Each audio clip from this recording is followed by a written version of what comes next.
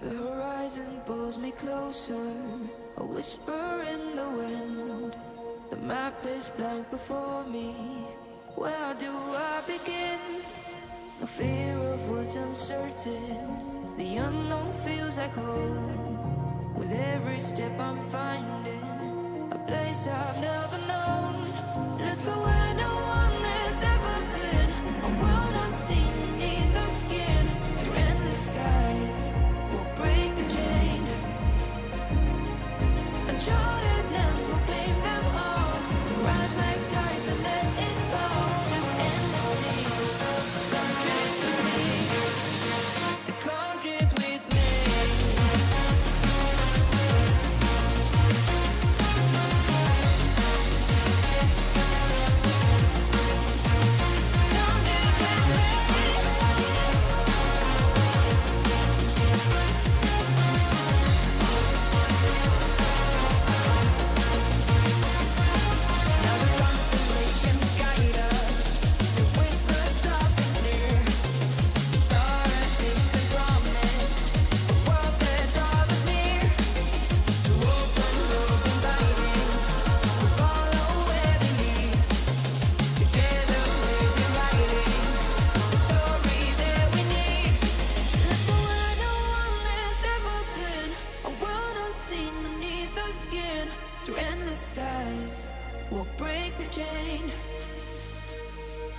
Uncharted lands will claim them all.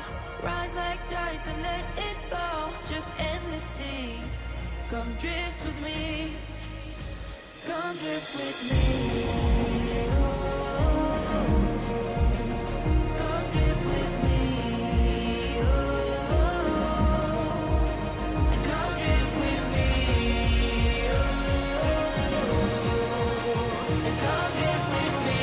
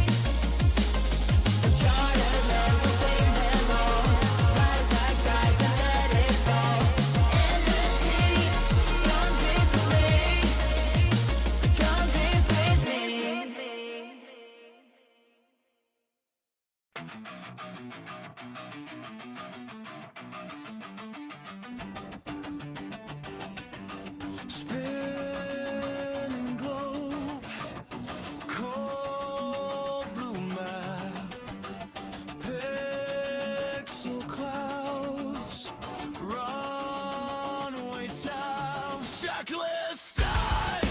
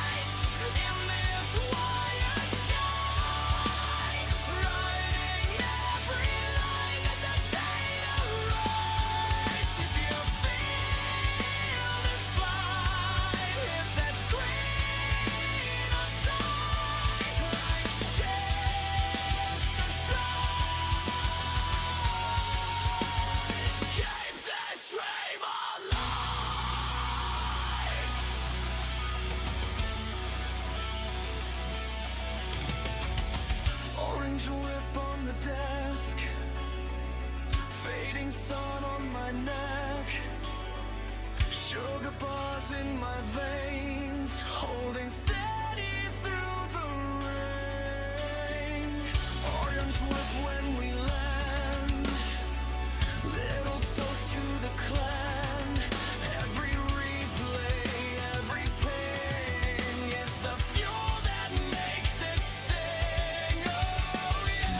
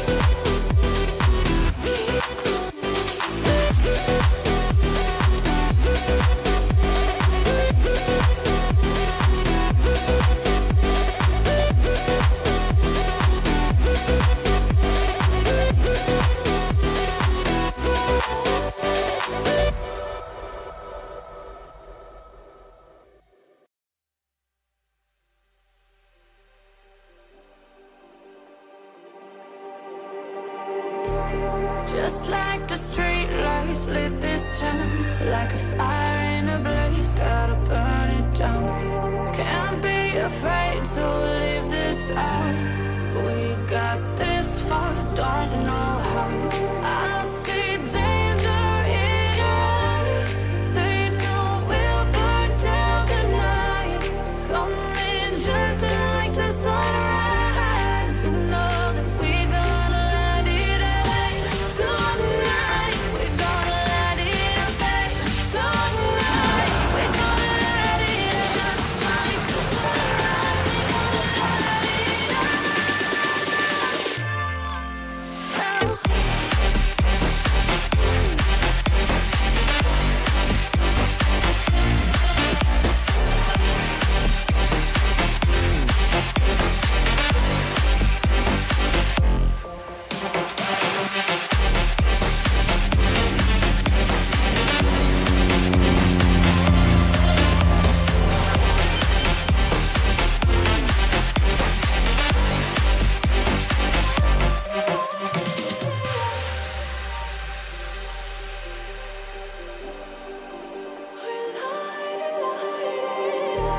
Just like a spark that's breaking out.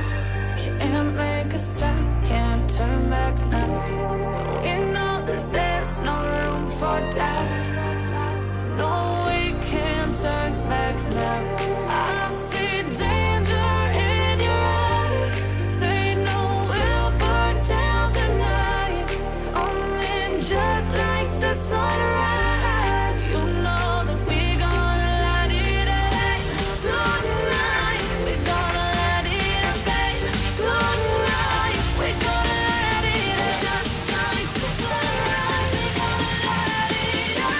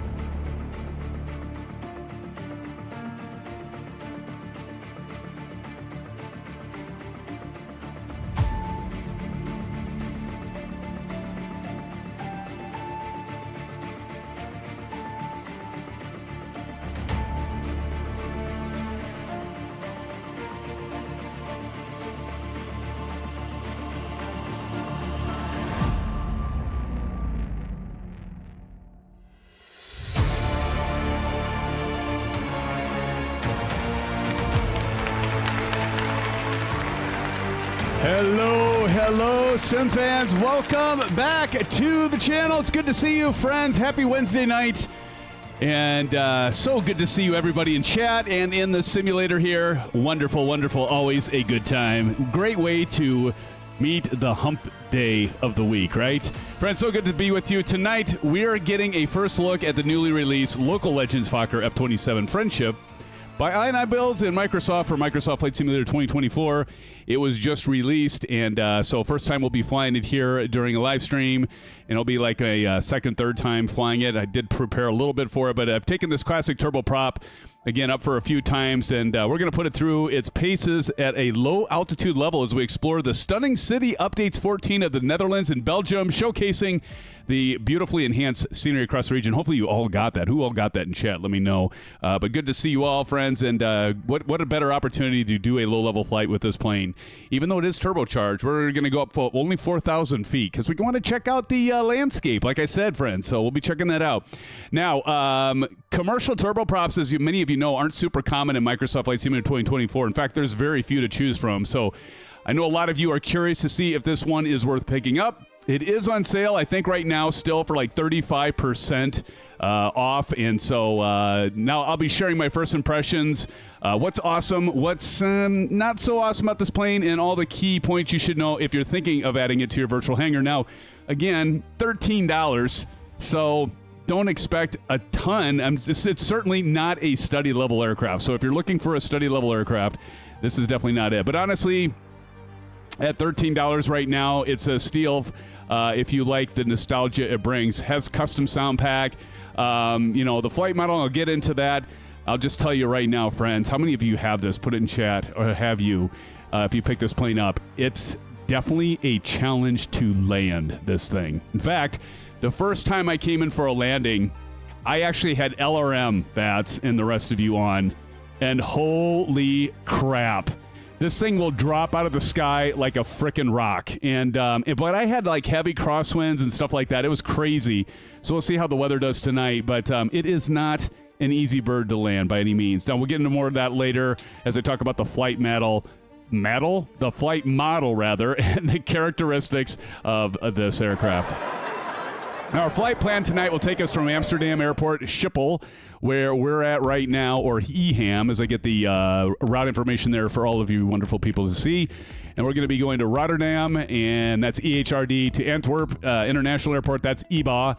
Now, these airports aren't that far apart, but get this, friends, the cruise speed of this plane, yeah, I know, Captain Howdy. I did that just for you so you could look it up and shame me in front of everybody. Yeah, I know, it's bad.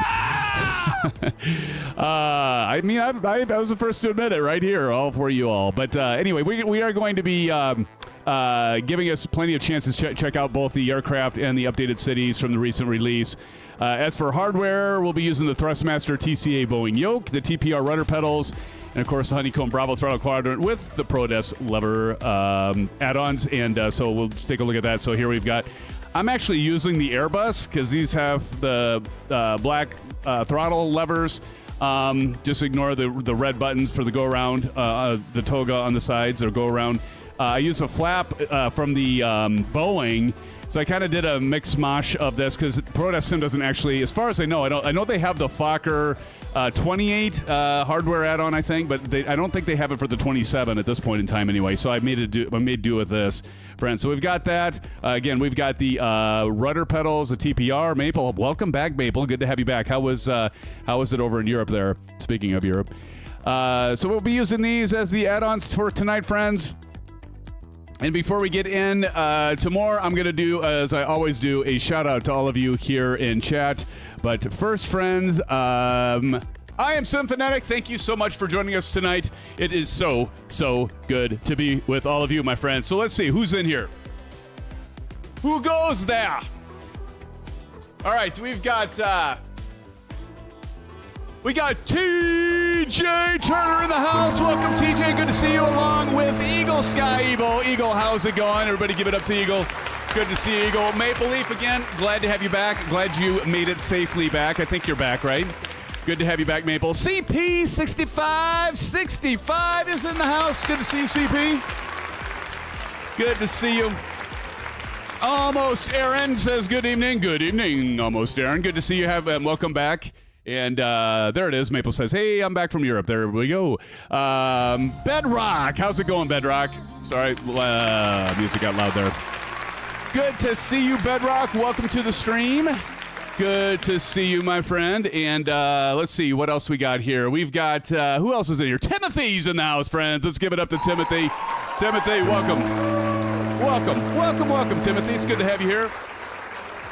And good friend, Captain Howdy, thank you for joining and modding tonight. Captain, everybody welcome Captain Howdy.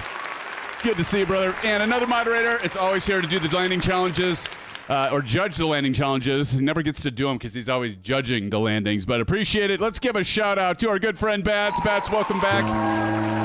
Good to see you, my friend. And another guy that always keeps it cool. Is that cool? Cordial Cloud, a.k.a. I think you're flying. I think I saw you up there flying a little bit around here. Maple says hi. Hey, Maple. And look at this. Captain Howdy, you had to shame Maple too, didn't you? And Maple fell to number 2 in the top hours. We got to give it to Bats. Let's give it congratulations to Bats.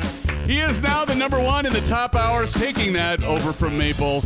But Maple's back here to get the hours added back up. I had to do that. You like that, Captain Howdy and Bats? I think we could just rub it in. We've missed Maple, so we might have to pick on him a little bit. But we do appreciate you being back, Maple. My scroll wheel's not working. Hold on. There we go. Let's see. Who else is in here? We've also got... here we go. Justin Mercer. Justin, welcome back to the channel. Good to see you, Justin. Welcome.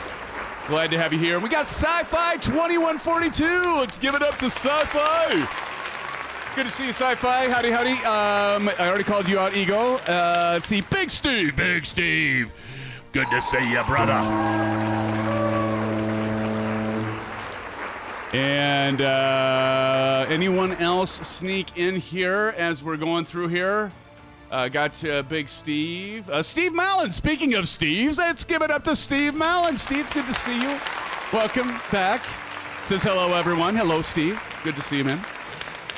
We got Test Pilot N911RG in the house, friends. Let's give it up to Test Pilot N911RG.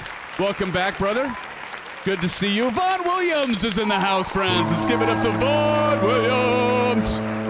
Good to see you, Vaughn. We also have Captain Outlast 596 is back in here. It says, Symphonic, it's a grand day for flying. I couldn't agree with you more. And Maple's going to spawn in with his... Maple, you better dust off the old Xbox. It's probably been a while since it's been on. Unless, of course, you took it over there to Europe with you. Good to see you. Good to see you. Vruden the Great is in the house, friends. Good to see you, Vruden. Vruden with his usual, what's all this then? We're going to take a look at the shape of this wing on this Fokker 27. Yes, friends, I said Fokker, as in F-O-K-K-E-R. YouTube, don't demonetize me. I did not say the F word. Well, I did say the F word, but it's Fokker, as in F-O-K-K-E-R. I wonder if it ever picks that up as the other word. Do you suppose? Been a while for it, also Maple. But again, we're doing something different. We're trying out a new local Legends aircraft. Before we do that, let's see who's all here in the sim. We got Evil Eagle Sky flying with us. Greg RDU is back with us. Good to see you, Greg. Eric, are you with us? Cordial Cloud, Almost Aaron, N911RG, seeing you there. TJ Turner's in the house flying with us tonight. And Almost Aaron, I already said that. Bats in here. Don't see... Might be somebody. Some people are flying up top here. Morris. Just want to make sure I'm not missing anyone. Like say, we usually don't get some of our regulars usually join us for GA flights, but not always for the commercial flights. But that's okay. This plane, you could fly a freaking GA plane, friends. Given how fast this plane goes, because we're probably only going to be cruising. I don't even know if we'll be cruising 220 knots. I think that's the cruise speed of this plane. But let's talk about this. Now, this you can pick up right now, I think for $13 US. And let me get it slowed down here. Now, I did a little homework here. And by homework, I mean ChatGPT. Because why not? So let's talk about some of the history of this plane. Now, for this plane, this is why they did the local Legends, right? So... The F-27 first flew in 1955, believe it or not. Developed by the Dutch manufacturer Fokker. as a modern, I'm going to do that a lot tonight, as a modern replacement for aging piston airliners like the DC-3.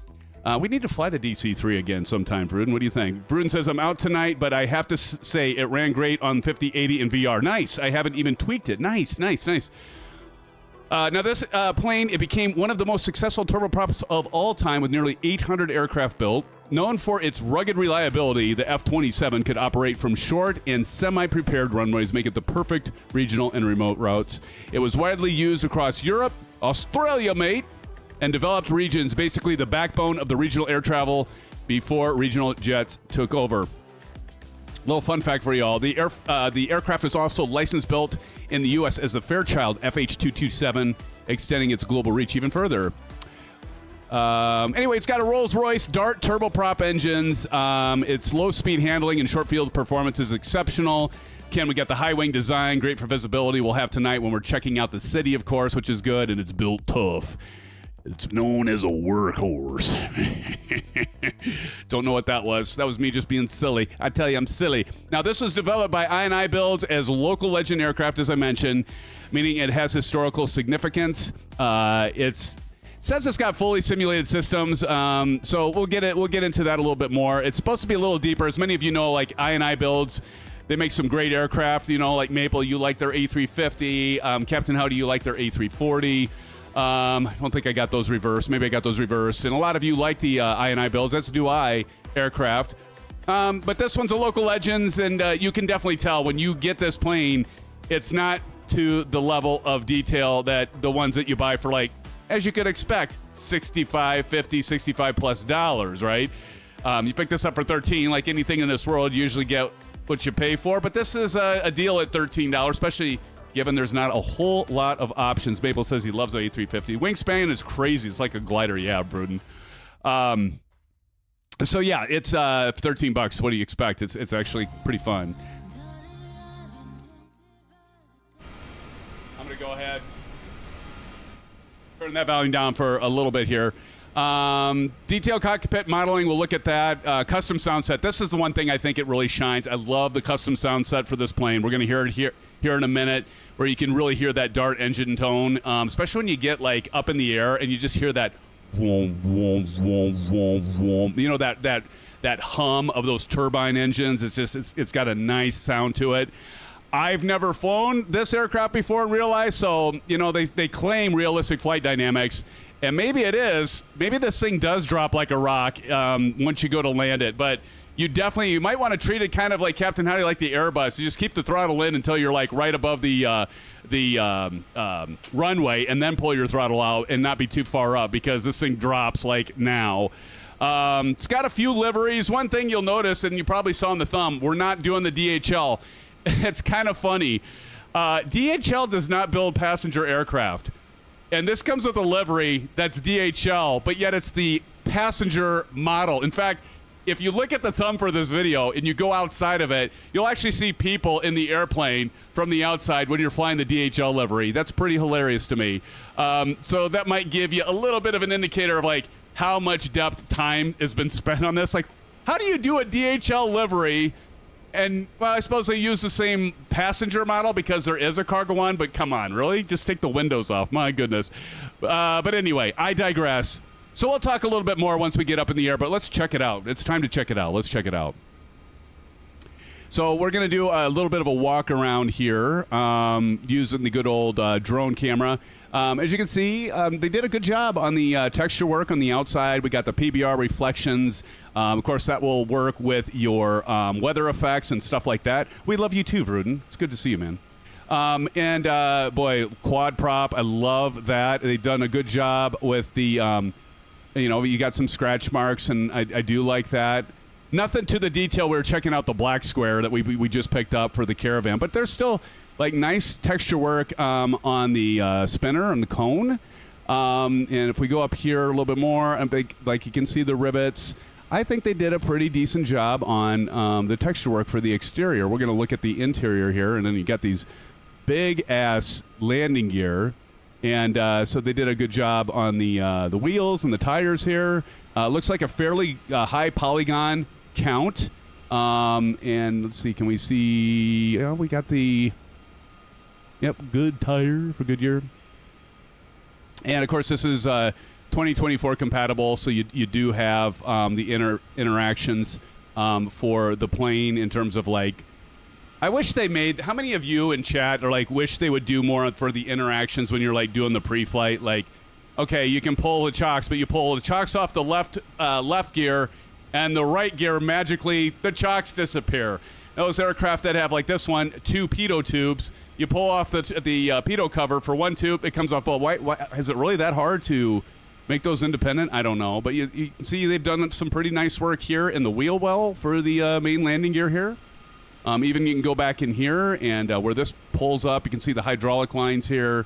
So they do a pretty good job of detailing the landing gear, which is nice to see.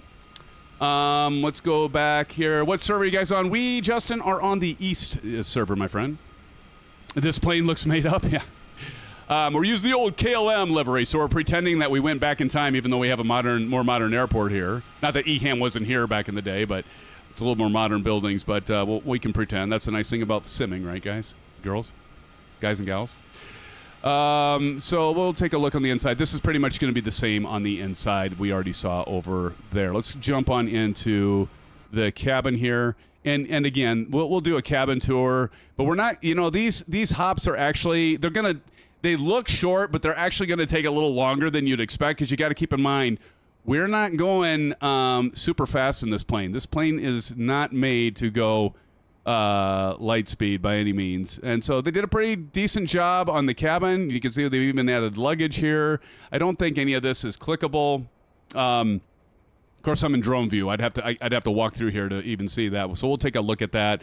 But I just wanted to go through here. Nice job on the wood frame, loading bay area, and then here is our. Oh, geez, what the flop just happened there? Hold on. Okay, that's what I meant to do. Can I get a coffee? You can get a coffee. So it does have a very limited EFB, which we'll check out, but you can see that they've done a pretty good job on the inside. I even like the wear and tear on the equipment here, like the parking brake. I mean, that looks like it's been very well used and worn.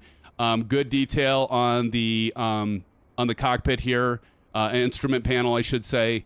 Where you can see there's a lot of wear, tear, scratches, as you would expect to see. I think the blending that they did with the steam gauges, that might be the other thing you're noticing right now, is, the steam gauges. Back to the steam gauges. Now, this does have some GPS options. And as you can see here, I'm using the Garmin, the PMS 50, is it the 530 or whatever it is? And then you even have a weather radar down here that's available. And then we'll get into the throttle, and then also your basically your mixture controls here. They're not mixture controls, but fuel rather. And then your aileron. Is this supposed to be like frozen inside? It almost looks like that's frost, but I'm pretty sure that's just the texture of like it's been worn out.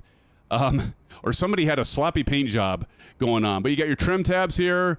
And I'll put the route information down below. Hey, Stiggity. Good to see you, Stiggity. Everybody welcome Stiggity. Yo, Stiggity. So again, on the throttle panel and the center panel, I think they did a nice job. Let's take a look up top here as well. Lots of switches. This is where, I have a hard time, with it. It's... I mean, I should have taken time to actually bring up some real pictures, real photographs to see. I think they could have maybe blended, and I'm trying to be too critical here, but blended some of these things in a little bit better, because they kind of just stand out. And in the real aircraft, I'm sure they do stand out.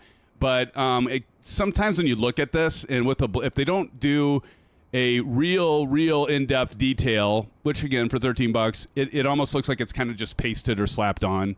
They are placards or stickers, so I get it, but I don't know. To be fair, I haven't put it up against real photos of the interior of a cockpit, but it's not. I'm not saying it's bad. I'm just saying I think the above area there isn't quite as good. as like the instrument panel and some of the other stuff. Certainly the exterior is good. I'll be back in an hour when he's done talking. So anyway, so with that being said, I am using, and let's go ahead and let's pre-flight this. So we'll go outside here and do some walking around. I'll disable my track IR. That's why that was going crazy on us. But you can see over here, we've got the tug, but if we go over and we can remove the chocks, and we can remove the pitot tube cover, and like I said, you know, now we're done. So you go over here, you can see that we got the ground power unit connected, but that's it. Okay, so yay, that's pretty anticlimactic when you. That's all you get to do when you walk around the aircraft. You get to click on two things. It's like, is it really worth it? I don't know. I do like the fact that they add that to 2024. You can walk around. I just wish it was a little more, I don't know, involved. So we got the ground power unit. You know, you have your baggage cart. You can click, and your fuel truck. The other thing I wanted to show you is the fuel truck.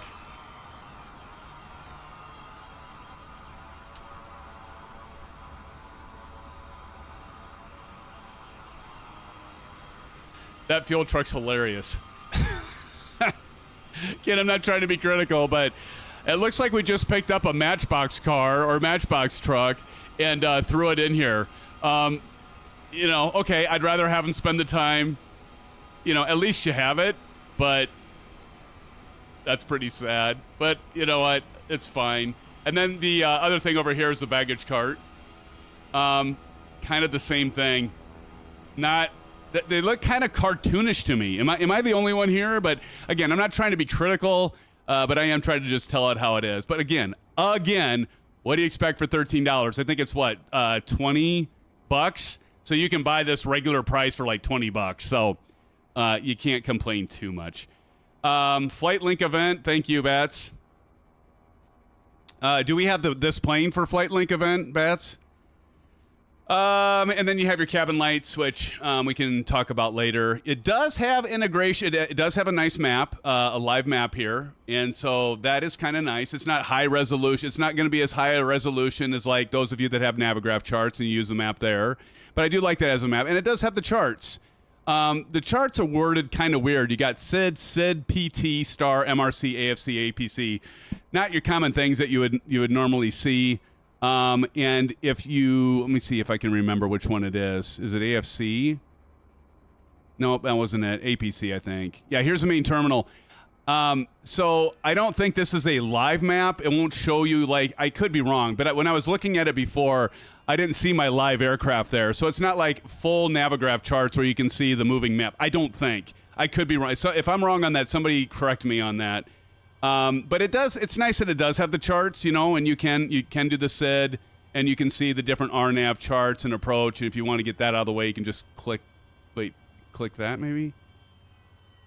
Oh, it was working before. Hold on. There we go. So you get a better, bigger view for it. But anyway, so it does have the charts. And we looked in SimBrief, you know, you can load in your SimBrief and that. But in any case, there's a checklist. There's a SimBrief import. And I'm going to do this manually, but it does have a checklist here. But the nice thing I do like about this plane is it has the built-in checklist with all the eye points that you can shake a stick at. One other thing I should mention, not all the buttons and knobs you can interface with, you can click on. So, for example, if we go up here and we have the COM2 and I want to click on some of these buttons, you can on the volume and the power and that, but like if I go down here, I can click on some of these, but I can't change the DME for the override, nor can I switch this DME. So not all of them, which, you know, you can expect that not all of them are going to work. We do have some, but like this switch here doesn't work. ADFs, but some of these, see, that doesn't work. These don't work up on the King and the frequency. Does have windshield wipers, which work. That runs, actually, the windshield wipers over here run both. But that's the other thing. It's not going to have, like, some of it, like water, you know, these work here for your anti-ice. The light switches, those are going to work and stuff. But just, again, some buttons, as you'd expect from a plane like this, it's $13. Not all the switches and circuit breakers and all that stuff are going to work. Like here, like none of the circuit breakers work. So again, the point being is, don't expect a study level aircraft or a deep dive into systems in that if you go and pick up this plane. However, for the price, it's again, you can't beat it. Okay, so let's get to the checklist. And like you can go to SimBrief dispatch here and like load. Like I could even say, all right, I want to load my weight and everything like that. But get to our checklist.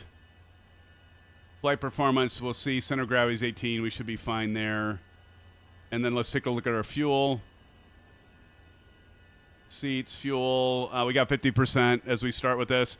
So this is heavily integrated, as you'd expect, with a default plane in Microsoft Flight Simulator that it's going to work, I think, in career mode, so you could use it for your career. I believe. I haven't tried this, but I believe you could use it for career mode.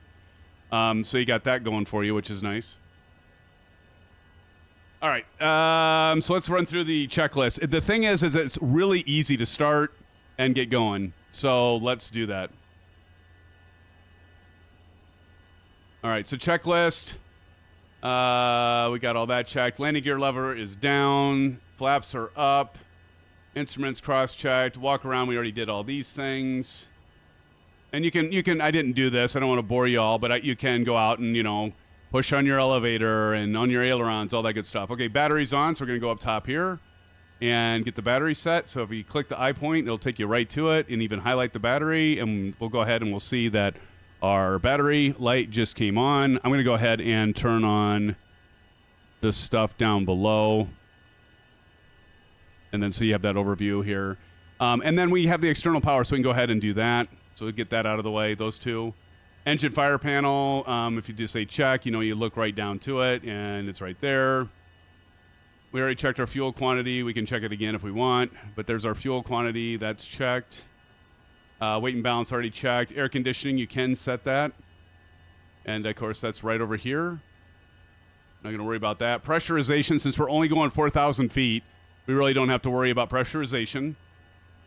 Everyone check your taxi fuel. That's right, Bats. Windows and doors are closed. Cabin signs. You actually have cabin signs. They don't ding or anything, but you can turn them on. And then parking brake, we want to make sure it's set. Again, it's right over there, and it is. I got my rocker switch. So that's kind of cool, too. Here I go. So you'll see this pressure here. Like, watch, this is your pressure gauge. So, like, when we put it on, so you can see your port and your starboard, you get the full pressure there. And then when I release the parking brake, you hear that sound. That's one of the custom sounds as it releases the air pressure, hydraulic pressure out of those. So that's kind of cool. All right, so that's done. We already checked the brake pressure. That looked good.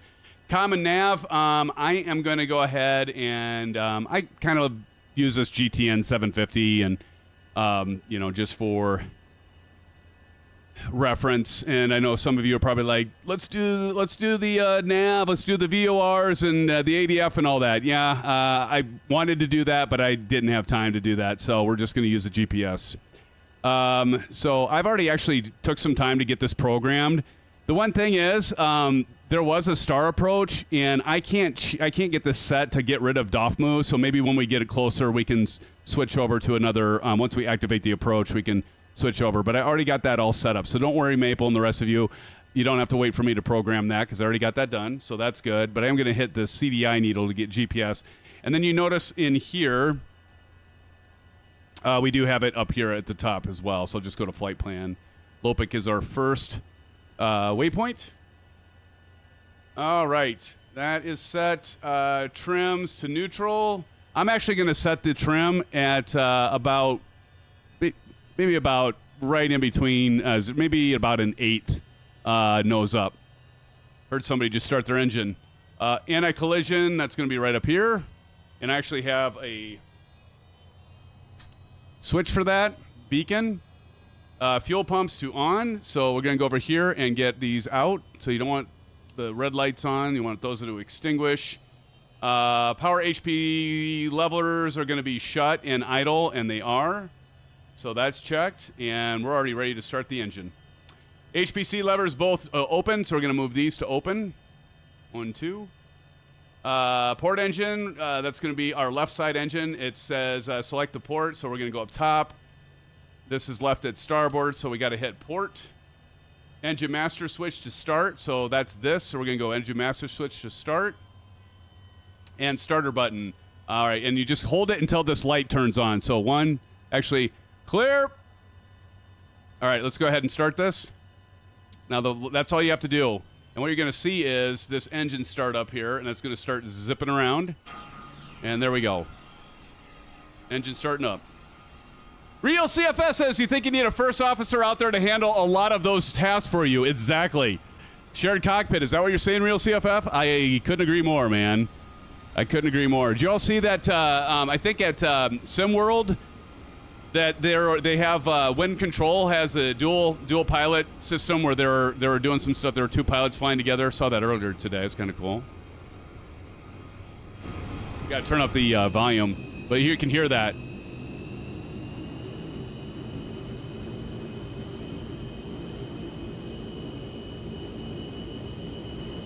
Love that sound.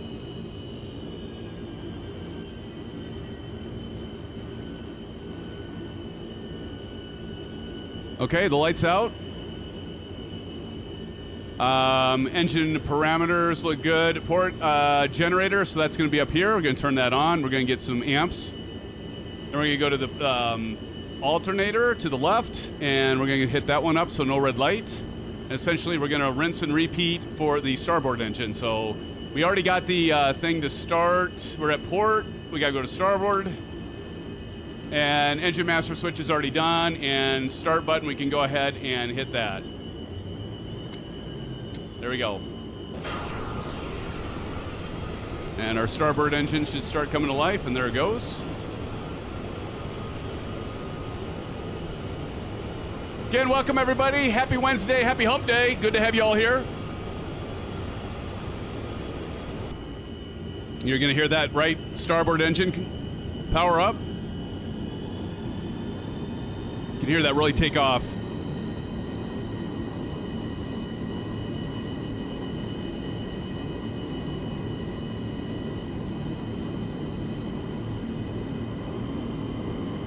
There it goes. Hear that? Does that rev up after it gets started there. There we go. Person might want to stay clear of that thing. That might give you a headache. All right.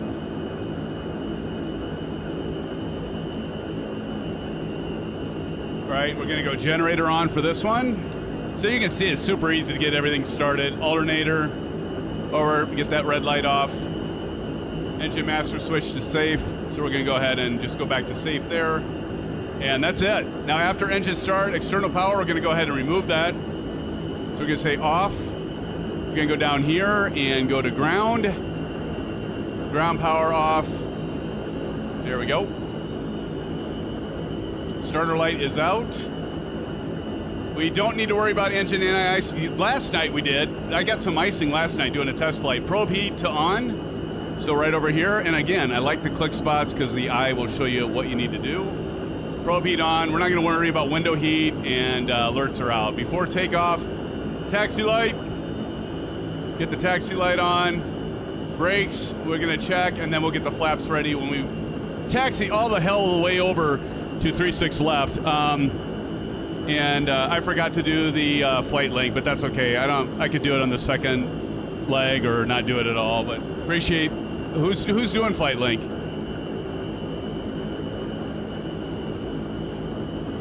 All right, time to get this thing pushed back, and we're going to have to taxi quite a ways here, friends. So essentially,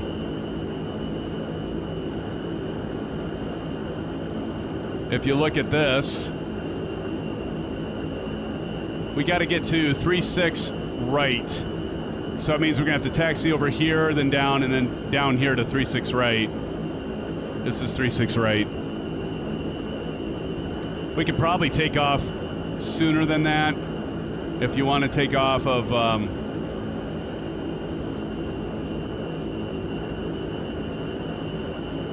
I don't know. We got time. It's not that long of a flight anyway. All right, brakes off. There we go. Pushing back.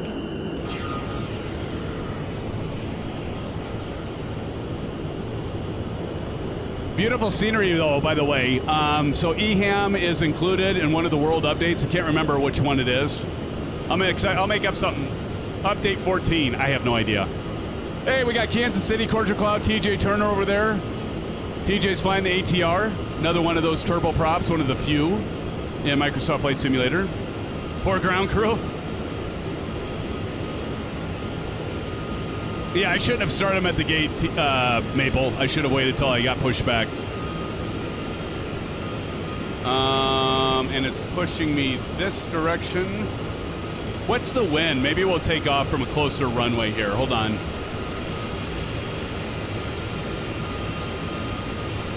Let's see what are the winds right now.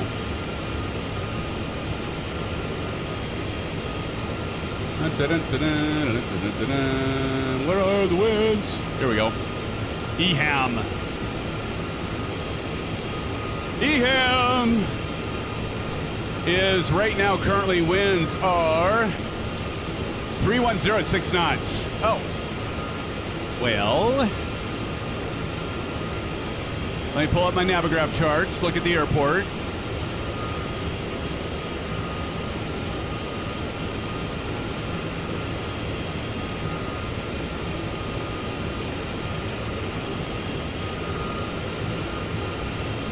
For some reason, it doesn't show my airplane over it.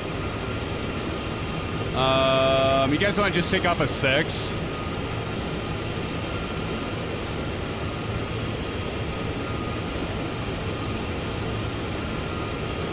Or, excuse me, 24.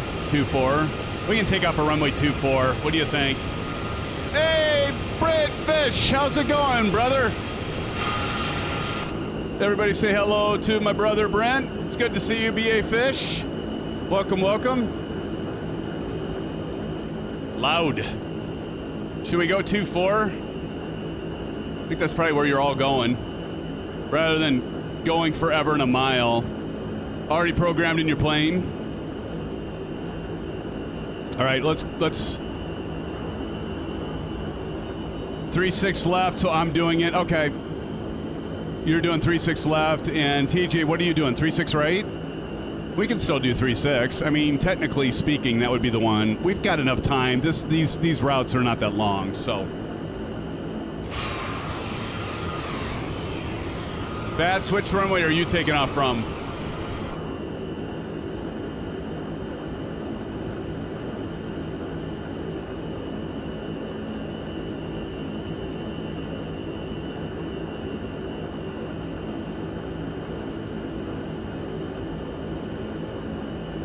Three six right.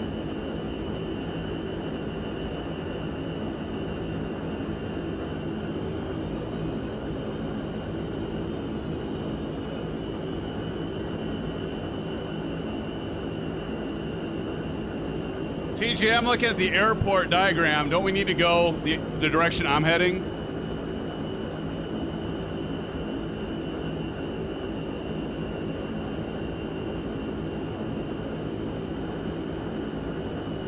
To get over there? I think we might, because I don't know if there's a connector. Hold on, we're gonna cheat.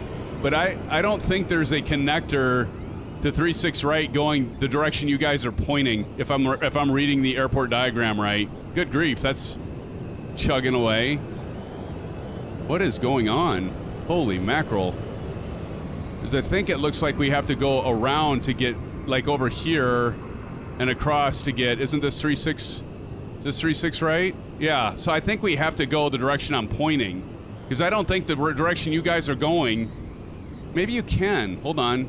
Can you get through? Maybe you can get through. Can you get through here? Does that connect? Yeah, see, I don't think there's a pathway through that way. Yeah, I think we're going to have to, although you could probably go, because that's going to go to 1-4. I suppose we could back taxi. Just want to back taxi? Suppose we could back taxi.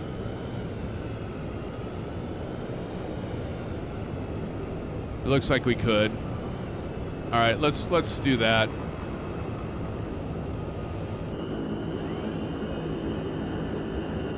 I'm not quite sure how optimized this plane is. There we go. Release those brakes. Look at back taxi, yeah.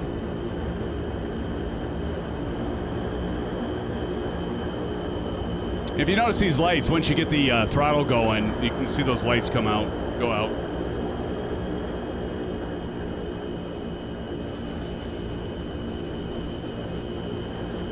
See, now I can taxi as fast as I want, Bats.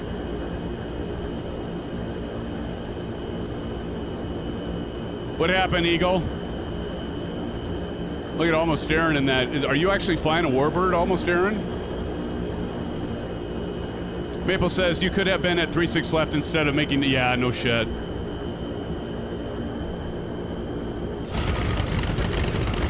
So I think if we go...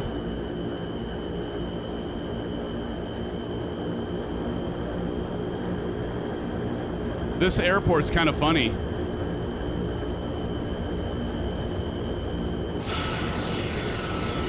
Actually, I don't think this is an actual taxiway.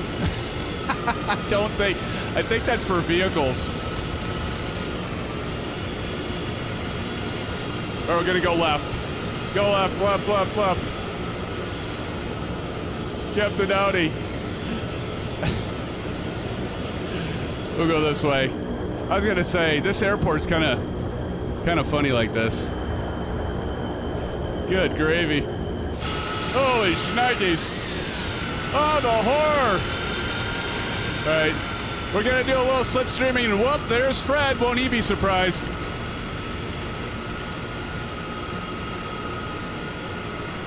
I debated, CP, of actually taking the ground vehicle route, the road. Like, nah, we'll keep it somewhat realistic.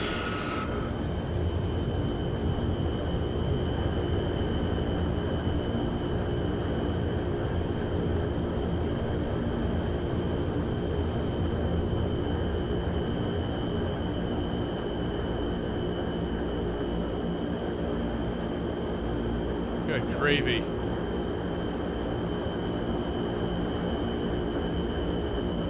What the fudge?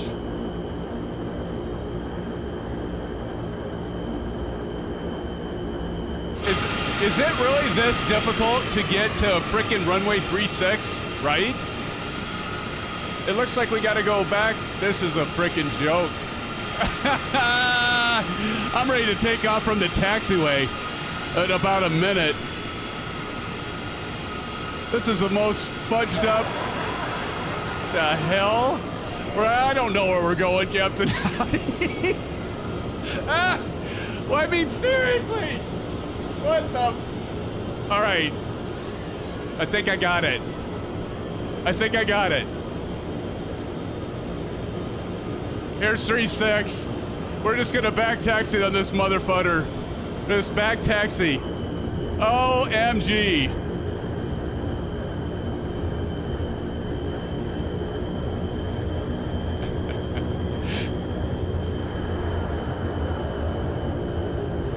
Oh, that's funny. Yeah, exactly, Steve. I think I would have asked for progressive taxi. Well, if we were on it, if we were with the tower, they would have told us exactly where to go. That'd have helped, right? Oh, shoot. No, we're getting there. We're there, friends. We're there. There we go. There we go, friends. We got this. That is hysterical. I'd have to say that's been the hardest thing to navigate in terms of where the hell to get onto 3.6 right that I've had in a long time with an airport. I see. We should have just done what you did, Maple. We should have just done 3.6 left and not made it hard. Just start sniffing glue. There you go, Brent. Oh, shoot. Well, this plane does take a ways to get off the ground. I was looking it up, so like performance-wise, of course it depends on density, altitude, and your weight and all that stuff. But I think your typical takeoff distance for this bird is just under 4,000 feet. So, I mean, that's not like seriously super long or anything, but it's not like, so it's not a STOL aircraft. Let's put it that way. That was freaking hilarious. Couldn't have happened to a better group of us. A wild freaking goose chase. Brent, it was kind of like, you remember this story where our Uncle Bill took Mom and Dad on a wild goose chase. They were, our parents were following my Uncle Bill and my Aunt Mary Jo, and they were in the Chicago area. And I remember riding with my Uncle Bill and Aunt Mary, and I was a kid. I don't know how old I was. I'll make something up, like I was maybe 12 or whatever. And my Uncle Bill's like, watch this, because he knew my parents were following him, and they didn't know where they were going. So he got off of one interstate, did the whole, clove ramp, got onto another road, interstate, and then he did that like at least 2 or 3 times, going on and off back to the same roads, and my parents are following him. It was pretty funny. That's exactly what just happened there, almost. Although mine wasn't intentional, where his was intentional. I think you're right, TJ. Actually, you are right, and that's why I had 3.6 right still, because when I did the other aircraft and I was planning a cargo flight in the DHL, like is in the thumb. Thank you. That's like, why did I not choose 3.6 left? It's because I was still in that cargo mode. It's my story, and I'm sticking to it. I almost called you Princess. Oh, that's my story, and I'm sticking to it, Princess. Oh my gosh, it's gonna be that kind of night. I'm trying to figure out why this isn't performing. I don't know if it's EHAM or is it the plane? Because normally, even when we're in the Phoenix and that, the performance is better than this is. Look at all you beautiful people there. And TJ, And that 11RG, get on over here. Oh, the horror, the horror. All right.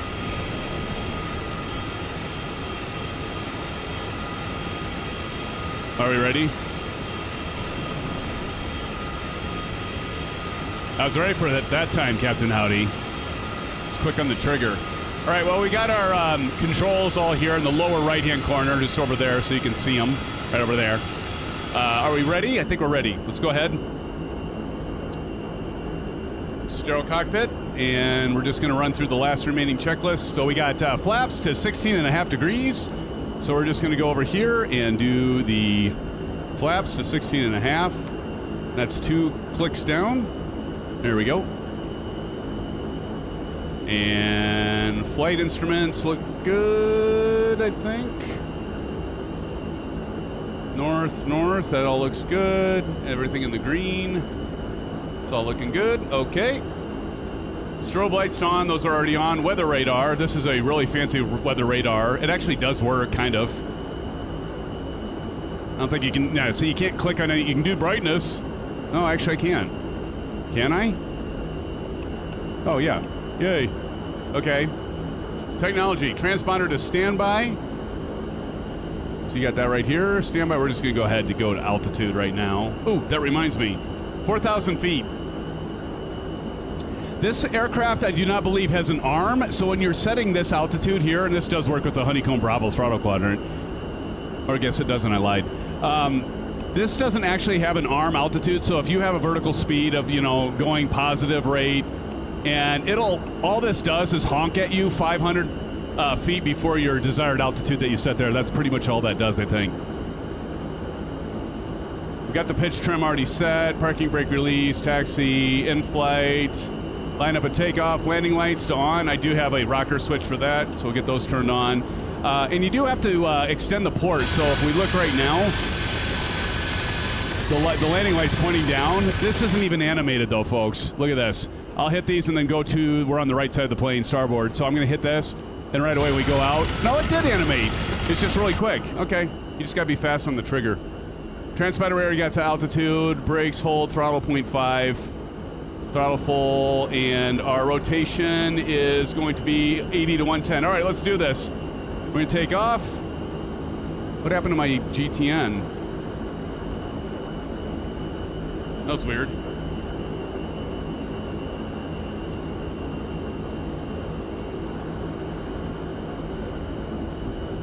Hey, what we're all doing is just taxiing. There we go. All right, back in business. Okay, we're gonna take off, we're gonna go to the right, and then pick up our route on out of here. Okay, are we ready? Let's do it.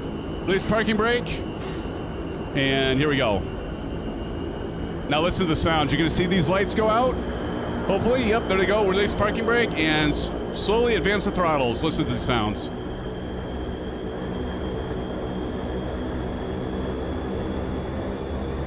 Of course, I'm using the TCA Boeing Yoke for added realism. I got that pendular motion, which this has in the Fokker 27. I said Fokker, Brent. Fokker, F-O-K-K-E-R. 80, and let's go ahead and rotate.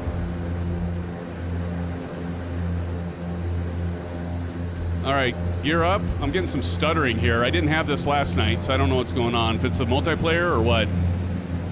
Now we're already getting some crosswinds there. I'm going to take one notch of flaps out. Listen to that sound, though. Love that sound. And we can take all the flaps out.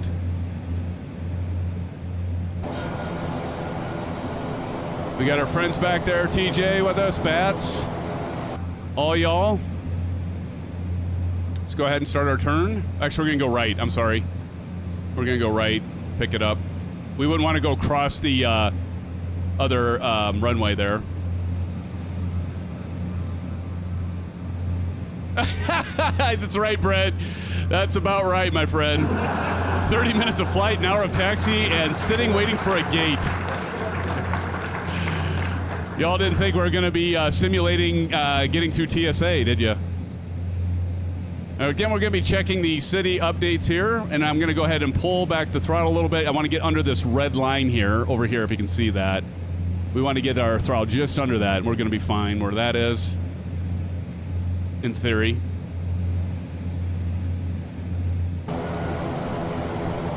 But that's all there is to it. I'm sure I made it look a lot harder than it is, as usual, right? As usual.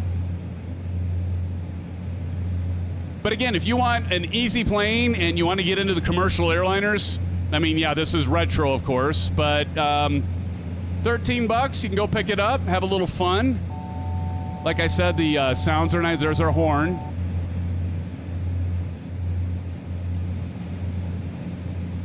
And I'm going to go ahead and get our heading set, and then, because we're about at 4,000 feet, and then we're going to pick up our course line here, and let's go ahead and do heading and altitude and engage autopilot. A little bit above 4,000. We'll go through the clouds here. We can lose some of that altitude if we need to. No problem. And look at the beautiful, so you can notice the cities and the houses and everything, the buildings, and you'll definitely notice this when we come into EHRD. They've definitely improved it with the city updates. The other thing I love about Microsoft Flight Simulator, hello EVO. The other thing, I'm going to turn that down a little bit. What I also like about the city updates or anything from 2024 is everything streams. So if you have a good internet connection, you don't have to wait forever in a day and let everything download first. You can just like jump in and start flying and get the benefits of all the added scenery. We're going to go ahead and turn our landing lights off here.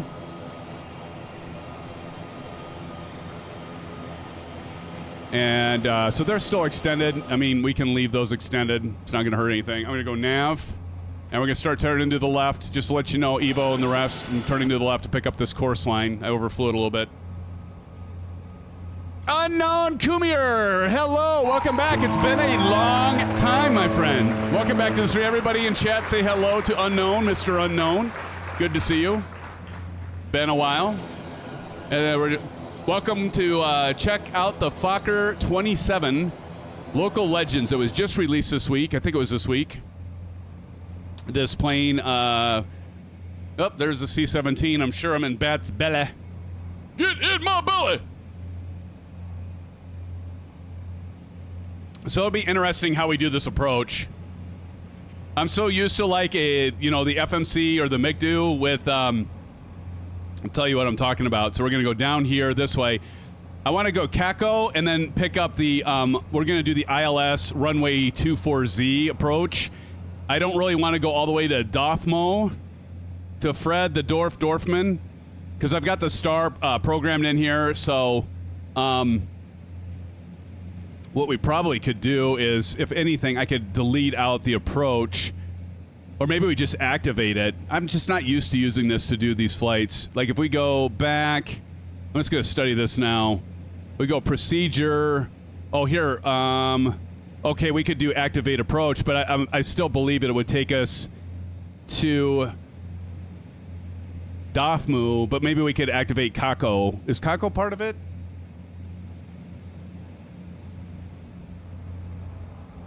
Yeah, it is. So we could do that.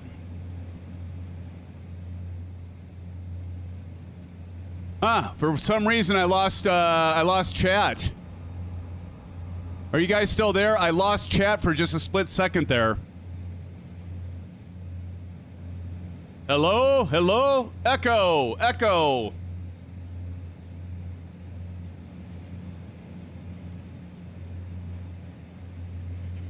Okay, yeah, that was weird.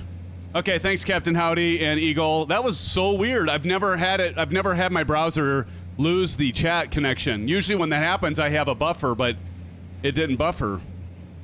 Bueller? Now, you know this movie, Sci-Fi. Hello? Hello? Echo! Echo! Pinch hitting. How's it go? Pinch hitting for such and such? Manny Mota. Mota. You guys know this.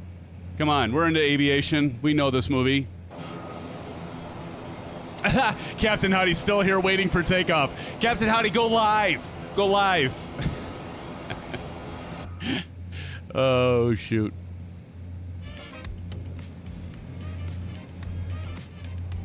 Oh, thank God it's Wednesday night. Tomorrow's Thursday. And how many of you feel like it's Groundhog Day some days? Whether your alarm goes off, you get up, you shower, you go to work, you do your stuff, you come home, you eat dinner, and you get up the next day to do the same thing all over again. Another great movie, by the way, Groundhog Day.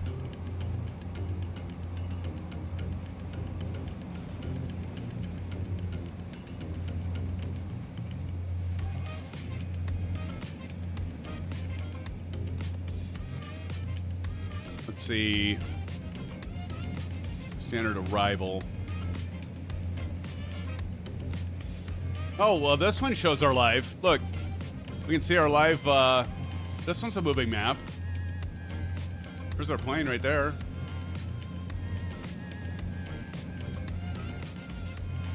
That's the wrong plane, airport, though. So let's go back. Oop.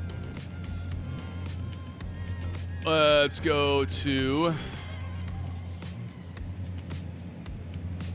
EHRD. Search. And start here.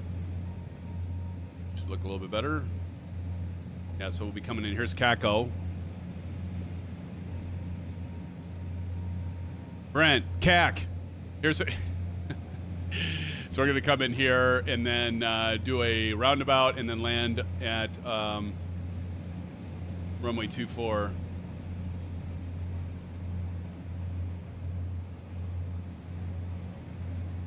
Unknown says, I just picked up the Fokker 27 already. Nice. And I assume you got it on sale, right? For the 13 bones, or roughly, what is it, $13, $14? $13.50 maybe? Can't remember. Are we doing landing challenges? Sure, TJ. I'm just going to tell you all right now, as long as we land and I don't crash this thing, we're doing well. This thing is like a frickin' brick. Just wait. When we come in for a landing, it's just like, I'll tell you what, unknown Kumir, have you tried landing it? You said you just picked it up, so be careful on your approach and landing is all I can say. I had some gusting winds last night. It was like 25 knots gusting to 35 with a decent crosswind. Not straight crosswind, thank God. But OMG, I mean, I was on approach and my left wing dropped down. I was like, it wasn't even stalling. So I don't know how accurate the flight model is on this thing, but yeah, it's not the easiest thing to land. But it's like anything, you gotta, I mean, I've landed the thing twice, so you just gotta get twice or three times. I'll say I landed it twice and crashed it on my first landing. Pretty sure that negative 1,100 feet per minute would be registered as a crash. Oh, it's Kansas City. Kansas City. Kansas City, here I come. Brent, who would always sing that song? You know this. If you just joined us, thank you for joining the live stream. I'm SimFanatic, your host for tonight's Insanity, along with the SimFan family. They're flying with us. There's EBAW in Kansas City and a bunch more back there. We're checking out, they're doing the inaugural stream of the local legend Fokker 27. That's a Microsoft iniBuilds joint effort. Study level, definitely not. Not by any stretch of the imagination. But yet, it's a fun plane to fly. Like I said, if you want a good landing challenge, this is the one for you. Can't be that painful when I try it later. You have to let us know what you think. Do me a favor, Unknown. When you get it done and you land it for the first time, go back to this live stream after it's recorded and put in the comments how it went. I'd be interested. I told you all, it looks like a short hop, but it's going to take longer than you would think. But yes, we're going to do landing challenges. Landing challenge at EHRD and EHAM. Or, I'm sorry, EHRD and EBAW. Nope, I took the route information. There you go. There's the route. So we have 2 landings tonight. We'll go ahead and do it. Why not? Why not, I say? I think that flight plan's maybe old. Yeah, it changed because we took off from 36 right. Well, no, that's different.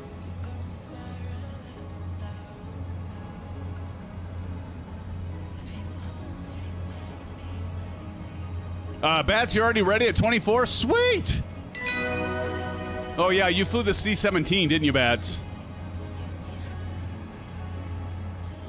How many of you have, okay, I know Unknown has it. Who else bought this thing? The Fokker. The Martha M. Fokker aircraft here.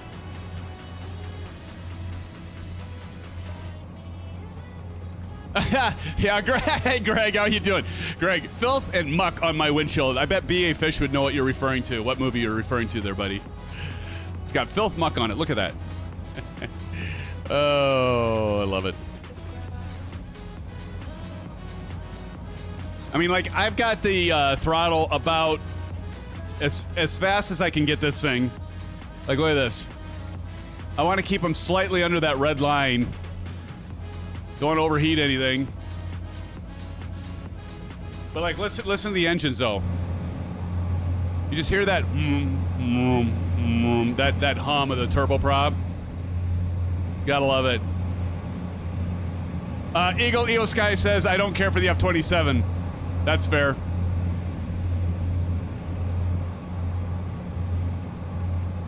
Definitely not the better plane that you can pick up in terms of local legends or other. It's pretty basic.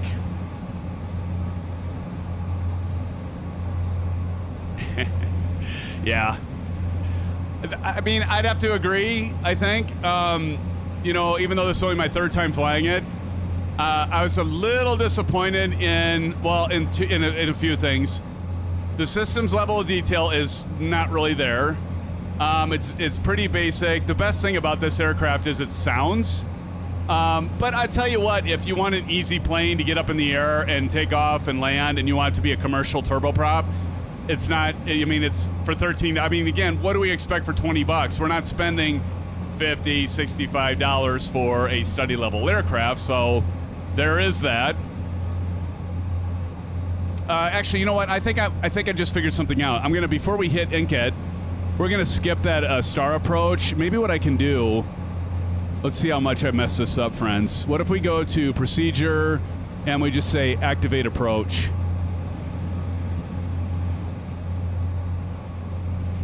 And see where it's going to go. See, it's going to go straight to DOFMU. That's actually better. There we go. See, now we're going to go straight to DOFMU, then we're going to turn around and then do our approach. Or we could even do CACO. We probably could do CACO right now, so we don't have to do that whole rigmarole.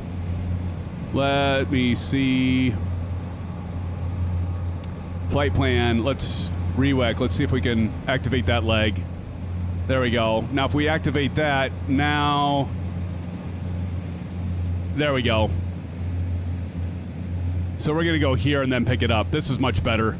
Sorry, everybody. If you So just like when we taxied, I'm leading you all on to a wild goose chase. Yeah, but TJ and Eagle Sky, I agree. Here's the thing.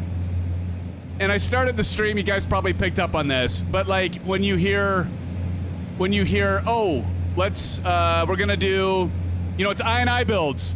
It's gonna be study level. It's iniBuilds. It's gonna be great. Okay, not so fast, right? Let me go ahead and we're gonna have to descend. But like, for example, I think our intercept is 2,000. Let me check. We go to our ILS for runway 24, and it is 2,000. So I'm gonna leave that at 2,000 for now.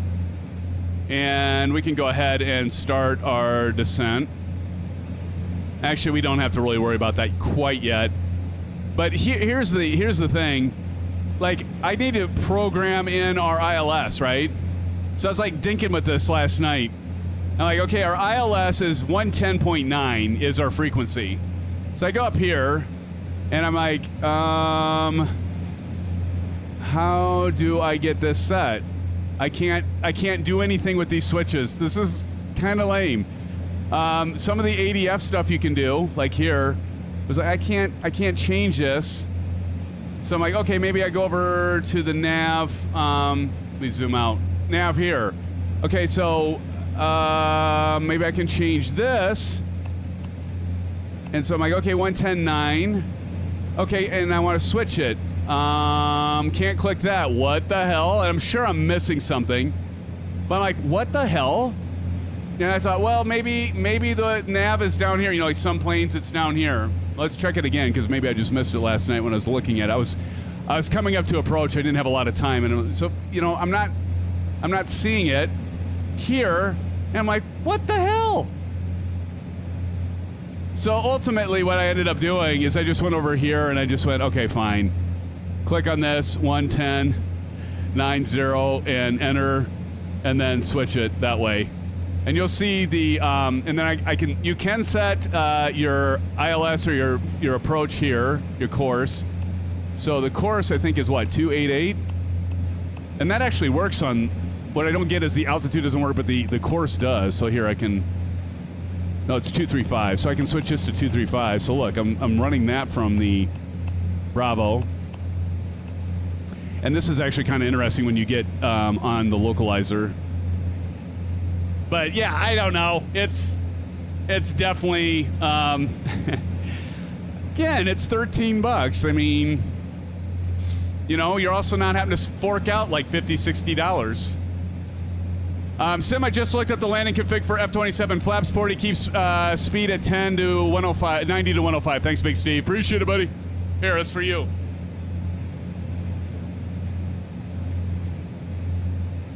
That's for you, Big Steve. You get the first officer emoji for the first one to get it tonight. Thank you, sir.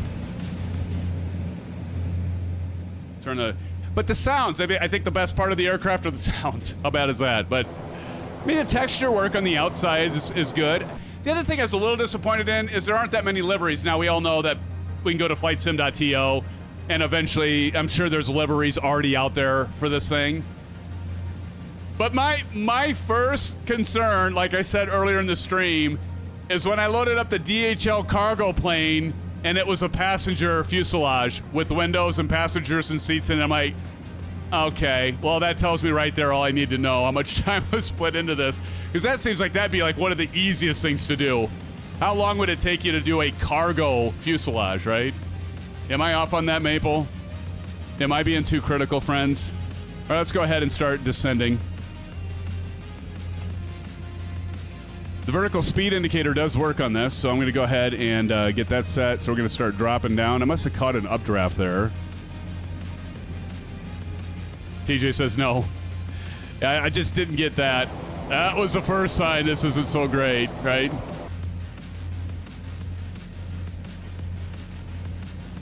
But you know what? It's something new, right? I thought, you know, we've never done a turboprop commercial airliner flight. We might have done an ATR 42. Did we, gentlemen? I can't remember. Maybe we did ladies and gentlemen. I don't remember if we did an ATR 42 flight back in 2020. Do you remember, TJ? A passenger plane with no windows, exactly, Steve, right? Boy, look, we should be checking out the cityscapes. Like, look at this.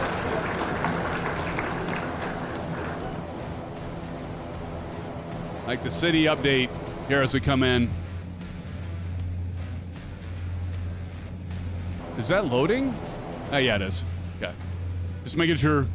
I mean, this isn't really a flight, just a small it honestly kind of is. Yeah. Yeah, I can't argue that one, Eagle. In fact, when I was doing the flight planning for it, I'm like, this is actually kind of like a GA flight. We're only climbing to 4,000 feet. We're doing like a short hop. The only difference is we're actually doing like an approach and a precision approach. That's about it. At least the weather lifted a bit. But, you know, it's something different. Here we go, going to turn in. And let's see, that intercept at 2,000. Probably have to descend. Well, we should be all right. RD2, I almost said RDD2, R2D2. RD242 is our intercept, which is right over, I don't know if you can see that, but right over here. My big noggin's probably hiding that. There we go. We're 500 feet away from 2,000. I mean, we're at 2,500. Cross check, and that's right.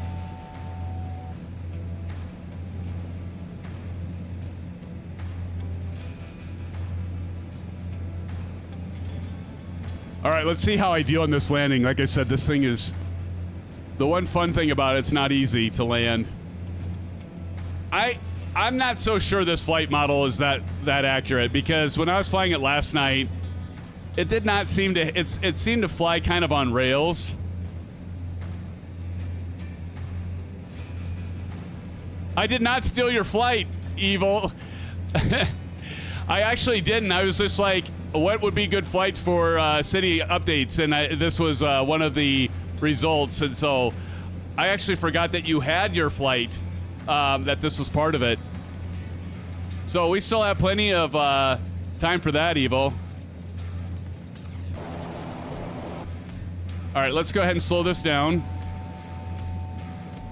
And we don't want to slow it down too much. We'll go ahead and we can drop the landing gear. So let's go ahead and drop the landing. We'll watch the animation here. You can see the LED lights are working here.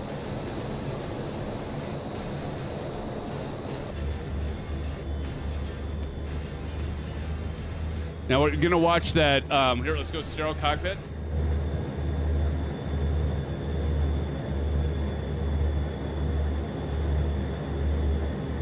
Didn't realize the route information was still there. All right, we're going to go ahead and do flaps.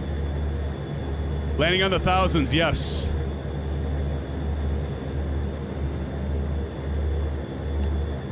Now, if I hit approach, let's see if it continues the descent.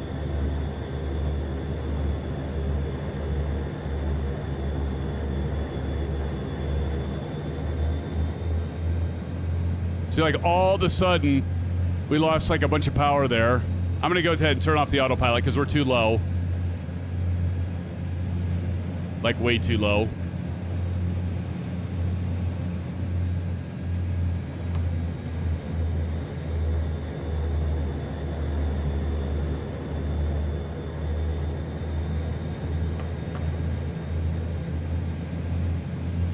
So, I mean, this thing is not easy to land. Look at this. I was going to start dropping that wing again. And it's not like we have terrible winds. Like, look how much I'm having to do a lot of maneuvering with this thing. Look at this.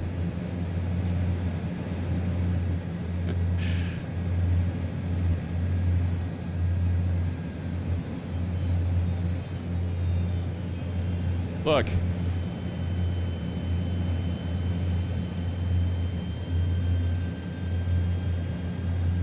Like, I don't know if Captain Howdy's still here, but I think you just have to, like, keep the airspeed up.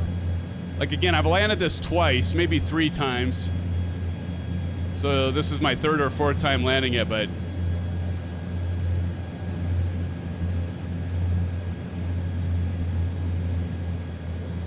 But it is tricky. I think about right here, it's going to start being a pain in the ass.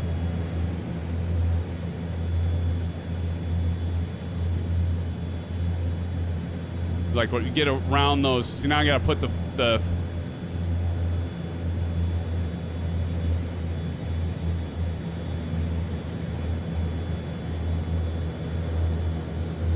and check this out. Now when we roll out here, I'm trying something new. I'm trying a new tactic here. Look, well, there is kind of a stiff crosswind. Well, not bad. I mean, I hit way ahead of the 1,000-footers, but we're alive. That's all I care about. Yeah, stay on the throttle is right, Big Steve. All right, we're gonna go ahead and put the flaps up.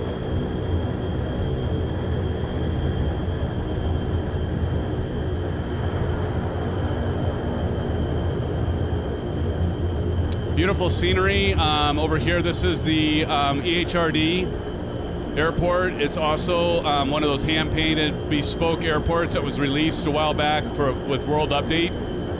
I can't remember which World Update. If you all remember which World Update that is, let me know and let us know in chat, because I don't remember which one it was. But you all should have this. If you have 2024, you have this very scenery. I'm just going to pull off the runway here, and then I'm going to try to catch you guys coming in. We get past this whole short line.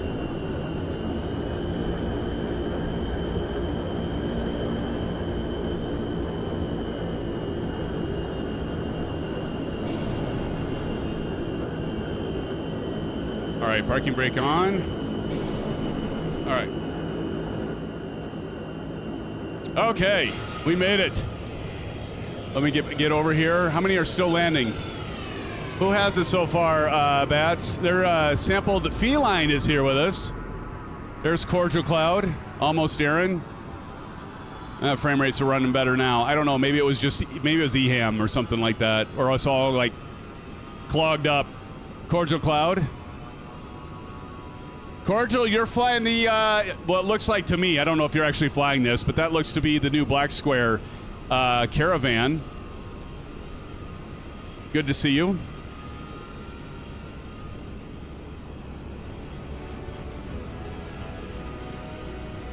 All right, we got N911 coming in. We're on the 1,000-footers. Bats and I are watching you, whoever's left, coming in here for the first landing challenge of the night. Godspeed, N911. I think you're the last one coming in.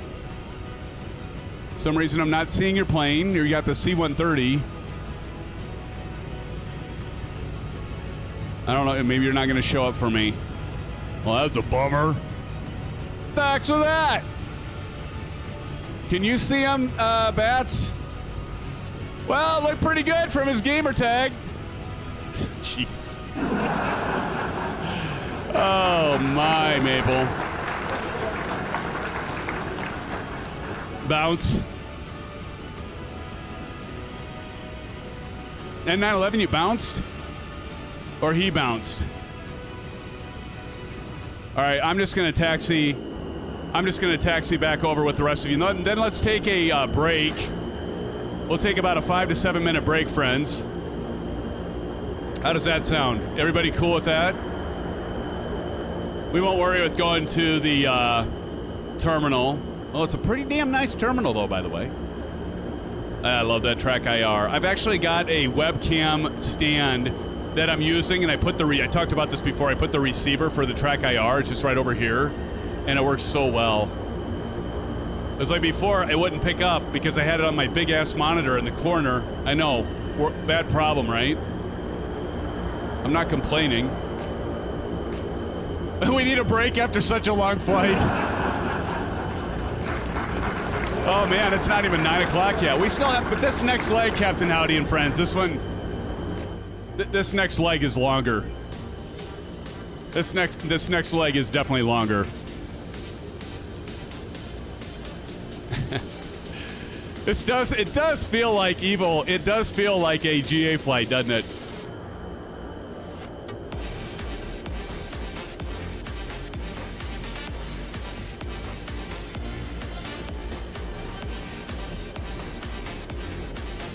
And then we'll program our next route in when I get back.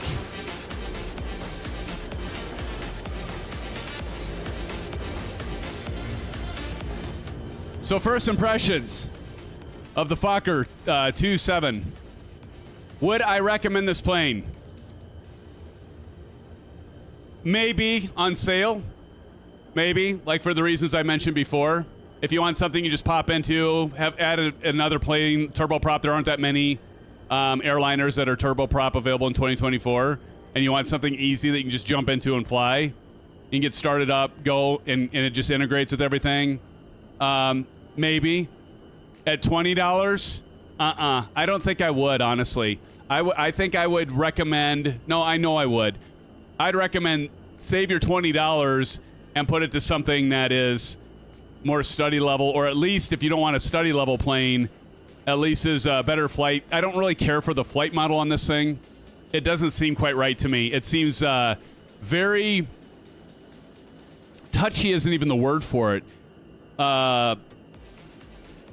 It's just like abrupt. It's almost like binary. It's like on or off. It's like when you turn or you have the throttle up or down.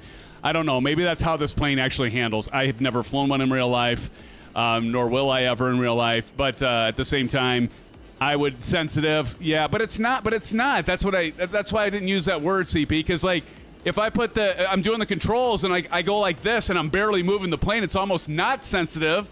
But then other times it is sensitive. So I don't know what you call that, but whatever that is, that's what this plane is. $13 US, maybe. $20, no. Maybe that's why it's on sale already. You can definitely tell that too much time has been put into this thing for my iniBuilds. So they probably threw like maybe one developer at it and said, here, go and do this. It is broken. I think it is broken, CP, maybe. I can't imagine that this plane actually flies like that, that's actually the way this thing flies if you got into the real thing. But again, it's $13. It's not, you can't expect study level, but you can expect at least decent flight model. I don't think it has it. But in any case, friends, let's take a 5 to 7 minute break. Appreciate you all being here. Please stick around. We have a whole other leg. And we'll talk about some future stuff that's going to be happening with the channel here. And we'll get into some of that stuff along with trying this thing out for another landing and see what happens, friends. So thanks again, everybody, for joining. I'll be right back.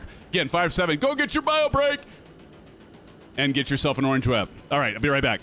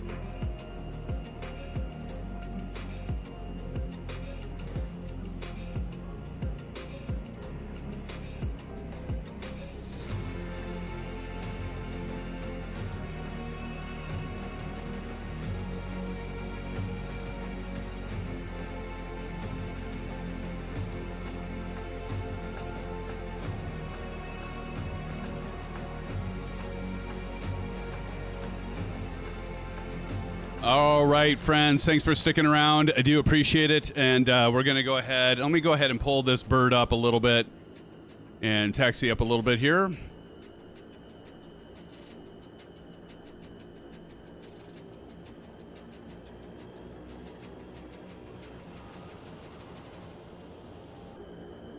And then we'll go ahead and get this thing set up for the next route. Damn near could treat it like a GA flight, couldn't we?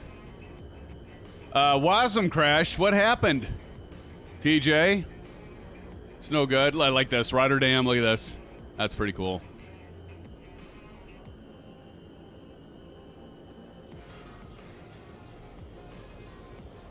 And Sampled Feline, good to see you. 10911RG, Greg back there.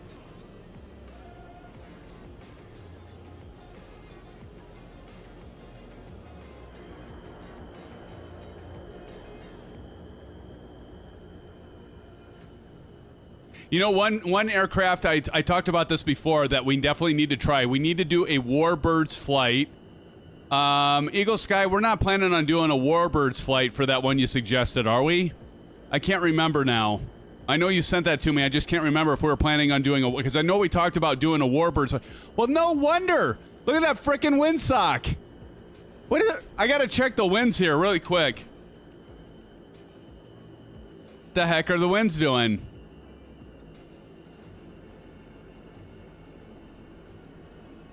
I should have checked that, because this... I never even checked them on approach.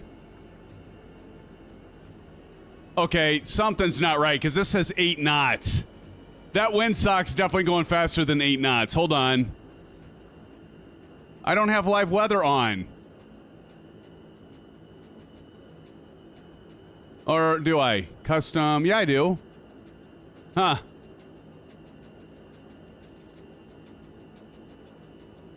That's crazy.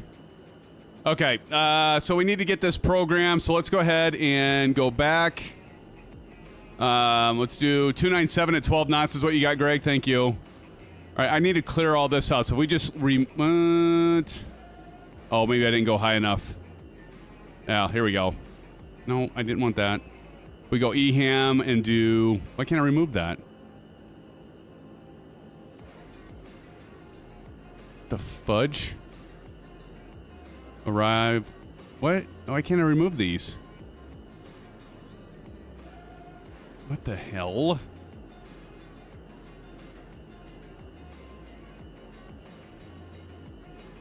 Can I now? Maybe it's because I already landed. What is going on? I can't... How do I clear this thing? Okay, this is ridiculous. Wait.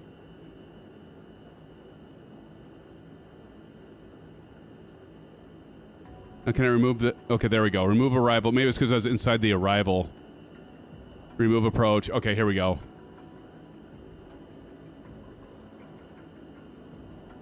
There. Okay, got it. Okay, so we're going EHRD.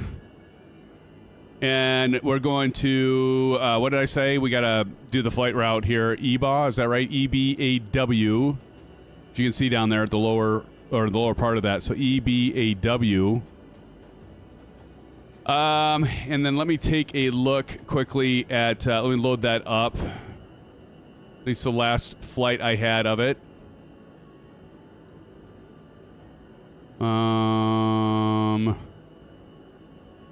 me load this. Some brief. New flight. EHRD to EBAW F27. By the way, I did download, there is a custom... aircraft profile for SimBrief for this. So this next one's got a block time of 50 minutes.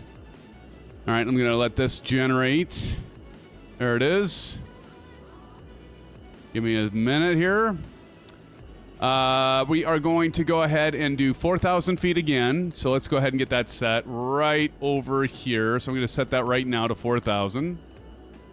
All right, altitude set, 4,000. Lilia Jean giant aircraft, Timothy says. Boy, all of a sudden I cycled the live weather. Now we got tons of clouds. But anyway, let me load. We check out our route. So we are leaving runway 24, so that's good. Woody 2B is our departure. So let's go back here, do procedure, and departure. We've got Woody 2B. So let's just see what this does. Woody 2B, load departure. Okay, let's go back.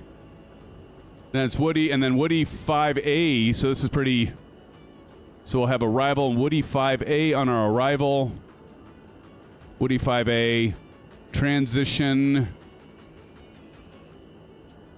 It doesn't let me load anything. Okay. Load arrival. And then the approach is 29. So let's do ILS 29. I don't know. It's probably not going to matter too much. Load approach. And then let's take a look at this and see if we have a complete shit show on our map. Backing around. And then to EBAW at... What is this? Is that right?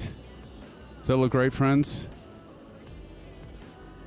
Let me check something. Procedure. ILS, EBAW, EHRD.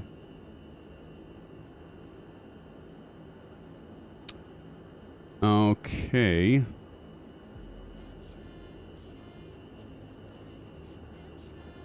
There's the user, because we'll be taking off at 2-4. All right, well, let's give it a try. We can always change it when we get up in the air, right?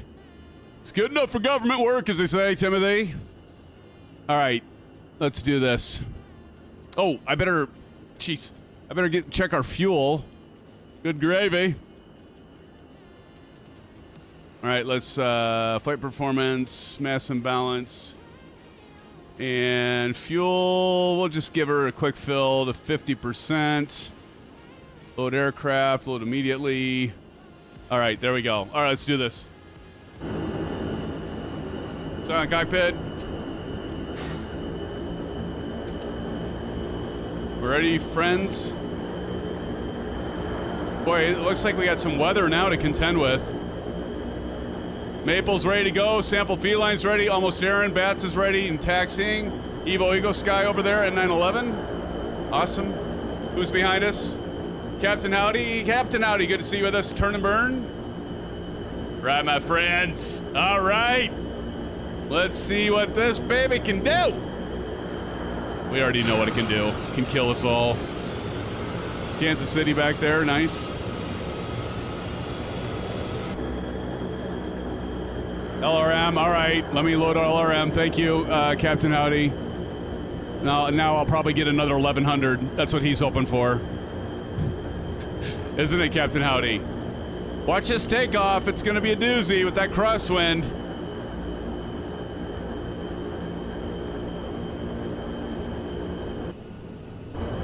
Holy sheesh. What the hell was that? Captain Howdy. Well, at least you're honest. Get to the middle here, and let's get flaps 16 and 5. There we go. And let's check our...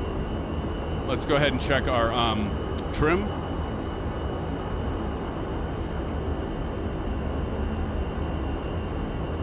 That looks good. I'm going to go a little bit shallower there. There we go. Maple says, bruh. It's always saying, bruh. TJ, you getting over here, buddy? Controller didn't turn on there. Losing my battery here? Or no, there we go. Back over here. Comes Big. We're waiting for you, Big Steve. We'll wait for you. Turn and burn. Captain Howdy's over there. Captain Howdy, I can't see your plane. Big Steve's like, roads? Where we're going, we don't need runways. Is that going to take off from the midpoint of the frickin' runway here? It's crazy. Big Steve, you're crazy. You're cray-cray, buddy. You're cray-cray. Okay, let's do this. All right. 5, 4, 3, 2, 1. Brakes released.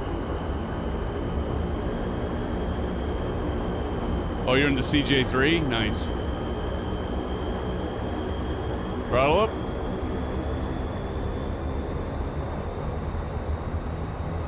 Oh yeah, can get that crosswind coming in. I gotta add quite a bit of left rudder there. You can see. Holy crap.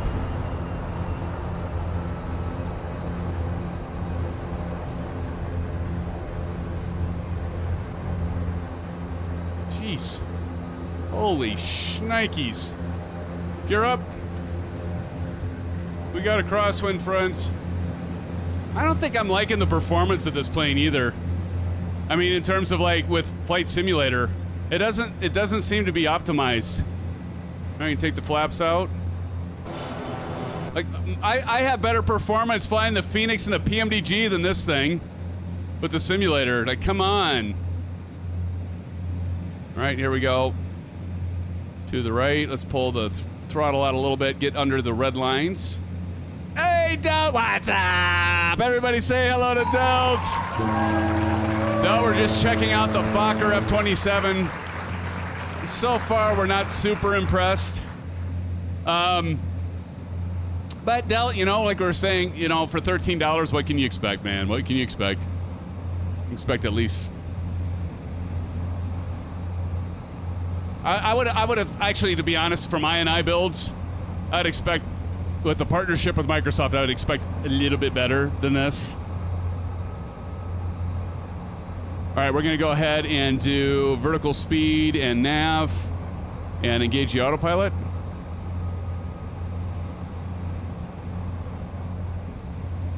You know, the thing that is kind of funny, though, is if you go to Microsoft Marketplace, like, people are giving this aircraft a good review. At least when I picked it up, I bought it because that's the only place you can get it is the Marketplace. And it is 35% off right now, but people are giving it like a... What does that sound? They were giving it like a 4.6 or something out of 5.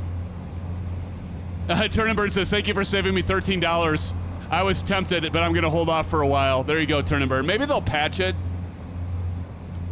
I think they'll probably patch it, but right now, out of the box, I think I would do that, Turnenberg. I would probably go ahead and wait. And I don't know why I'm doing this weird voice right now, but that's exactly what I would do, buddy. I would wait. I think that's a good call. Headquarters. Good call. Take us to headquarters. Yeah, you're right, Maple. That's a good point. Maple says, marketplace ratings mean nothing. You're absolutely right. Are we, Oh, we're not climbing. What the hell's going on? Let's get this bird climbing. What? Am I hearing somebody's plane? What am I hearing? Oh, I am. Like, what is that noise? It's bats. It's always bats. Hey, but, like, here, let's go over these windmills here, or wind turbines, and we'll see how fast they're spinning, because we have, at least it looked like we had some pretty decent winds there. I'm still hearing a weird pitched... Oh, that's maybe N911 over there in the FW200 Condor. Honestly, Del, right now it's more of like the system performance, like the simulator performance. Like, I had this. I've been getting some stutters and stuff. Now, to be fair, I wasn't getting it last night, so I don't know if it's with all the multiplayer and everybody's planes, and I'm loading some other things in. But like last night, I wasn't getting the stutters, but tonight I'm getting stutters. Where I was talking about, like, you know, it could be the airports, it could be the EHAM, the bespoke airports, but usually those are pretty well optimized. But we were getting some stutters, especially not so much on EHRD there, but EHAM I was getting some performance. I was just having some stutters there that I don't normally get when we're flying other bespoke airplane or bespoke airports. So, but I also don't really care for the performance of the aircraft in terms of like on landing. This thing just seems erratic. That was the word I was looking for, CP. Erratic. That was the word I was looking for. It just came out of my mouth. That sounded bad, but no, erratic. It seems very erratic. Like, I wouldn't imagine that the actual aircraft would be as erratic as this. Greg, are you over there? They're not. Last night, those things look like freaking fans. Oh, submarines. All right, now we're turning, get back on point, because we did do the standard departure. Unstable is, yes, unstable is another good word for it, CP. Yeah, that's a good one. So, yeah, I would, at least for now, I would definitely pass on this plane. Again, $13, you're not out a whole lot. But you know what? What I find is if I pick up an aircraft, and even if it's cheap, if there are like maybe a few things that I just don't like about it, which is the case with this plane, and then I never fly it again. So it's kind of a waste of money. Although, you know, if they do update it later, you can always go back and buy it. I guess that would be my only word of advice would be turn and burn, and the rest of you is it is on sale right now. So one of the advantages you can get from it is you could buy it on. I'm not saying I'd do this. I'm just saying one thing to think about is if you're thinking about the plane, if you wait until it's patched and pick it up later, it may no longer be 35% off, and then you're paying $20 for it. So, you know, just something to consider. Maybe that's why they have it on sale when it was just released. It's like, all right, we're going to give you for 35% off to get them sold, but then also, you know, maybe they realize it's not fully optimized or patched yet, and they realize it needs work, because believe me, it needs work. So they're like, oh, we'll give it for sale, or, you know, 35% off and sold. It's looking like we're running into some rain here, TJ. All right, we can go ahead and you do have to manually do altitude. So when we set the altitude over here on the altitude selector, it doesn't mean it's going to stop at the altitude. So I actually got to go and manually hit that altitude button on my. Now I'm just using the Honeycomb Bravo because why wouldn't I? But if you were to use the autopilot stuff, it's all right here, I think. Yeah, you got your approach, your altitude knob here, your heading, your nav, back course, all the fixins. See, I can't even hit engage here. I can't even push that button. Very, very basic. Very basic. Is it the 35% for deluxe, premium deluxe? Oh, that could be. Maybe it is. I don't know. That's a good point. Nobody important. It could be. Did you just change your name to Nobody Important OMG? It could be. Maybe it's always 35% if you, like you said, you have the version in that case. And wait, yeah. I don't know. I don't even know. Even if they patch this, I mean, if they patched all the problems that I mentioned, then maybe. I don't know. There's so many good aircraft out there that it's like, I'd just put my money to something better. It's just when it comes down to, you know, the thing is like, you know, I bought it because I wanted to demo it for you all. I figured there'd be a lot of you that are probably wondering, hey, Sim, is it worth it? What do you think of it? Should I fork over the whole $14 for it or not? And so I wanted to do that much, and so I I can pick this up. And we don't normally. I need to do a better job of like featuring brand new released aircraft. I don't think any of you would disagree. So I was thinking about that when this got released. You know what? Because I was planning on doing a Rose Fire with the Airbus, but then I was like, well, this just came out. It is a local legend. It is a turboprop, commercial old airliner. All right, let's give it a whirl. Eagle Sky says it's an okay aircraft, but has a small group that enjoy. I mean, I you know, like some of those, you know, those guys and gals that are like, you know, they really are gung ho for this plane. You know, so a lot of nostalgia there because like it talked about like the history of this plane, and that's why it's a local legend. So I get it. I mean, if this was like something that I flew in way back in the day, or even piloted, or just admired, then be like, yeah, this could bring back some memories, and maybe, you know, then so that's a good point. That's a good point. Turnambird says, I like anything with a Rolls-Royce Dart. Yeah, that's the thing. So I was very tempted. I said this before, Turnambird. I don't know if you heard this, but I definitely like the sounds. Like, you hear the sounds? I think that was one thing they nailed on it. The sounds are good. Ooh, I didn't turn off my landing light. I do like the sounds. And like I said, they did a good job on the exterior texture. Let's go back here while this is going. And let's, what the hell?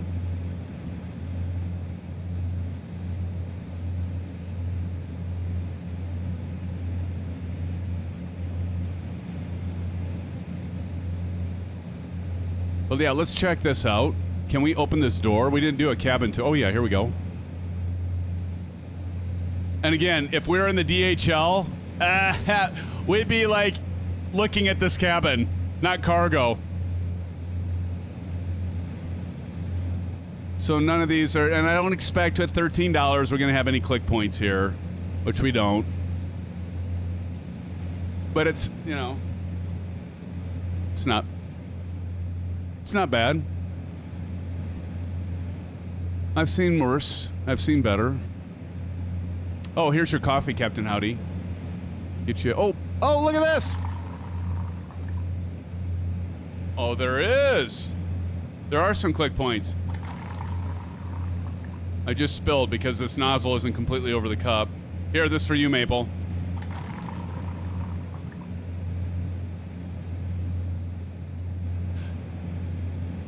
That doesn't click. These don't come down. CP, it's about time. It was you, CP, wasn't it? Oh, we got your coffee there, CP. There you go. Do they not have a... Is there... There's got to be a lavatory in this, isn't there? Where's the grappa? Is there not... Is there actually not a lavatory? I have no idea. Do any of you know? Is there a lavatory in the F27? See, like, look at there. I had some stutters there. I don't know. I think they have some optimization to do with this thing. Okay, that's all we get. There is not a shitter in the F27. Okay, well, they held true on that. Captain Howie says top of descent. So that's the cabin. We'll go ahead and close the door. Down and ready at 2.9. Awesome. All right. Why are we going off course here? What the hell's going on? Well, wait a minute. What? Wait, what's going on? What? Wait, what? The hell? Oh, it's taking me back. Wait, what is it doing? It's taking me back to Hell Ho. Wait, okay. RD 162. Flight plan. It's... What is it? Is it just turning me around to go to RD? Oh, let me go here. Activate leg. There we go. Let me see if this works. What is going on?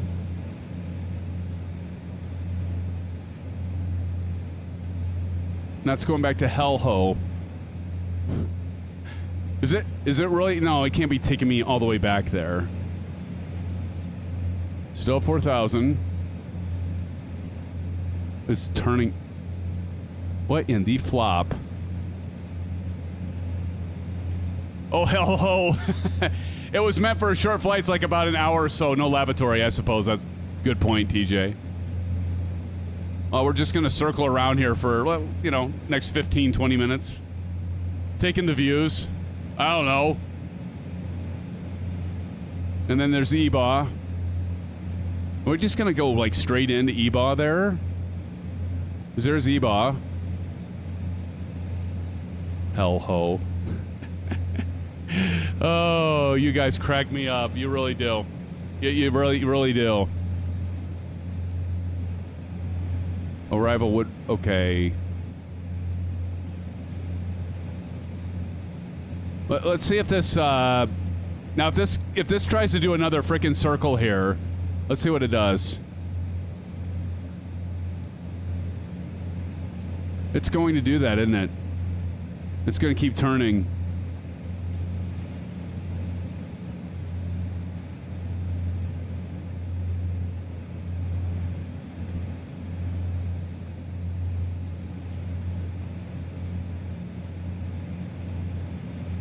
What the fudge?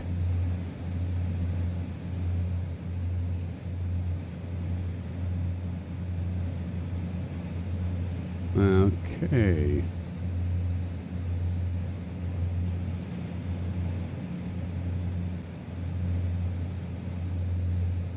Wait, what does this tell us it's going to do? Oh, there we go.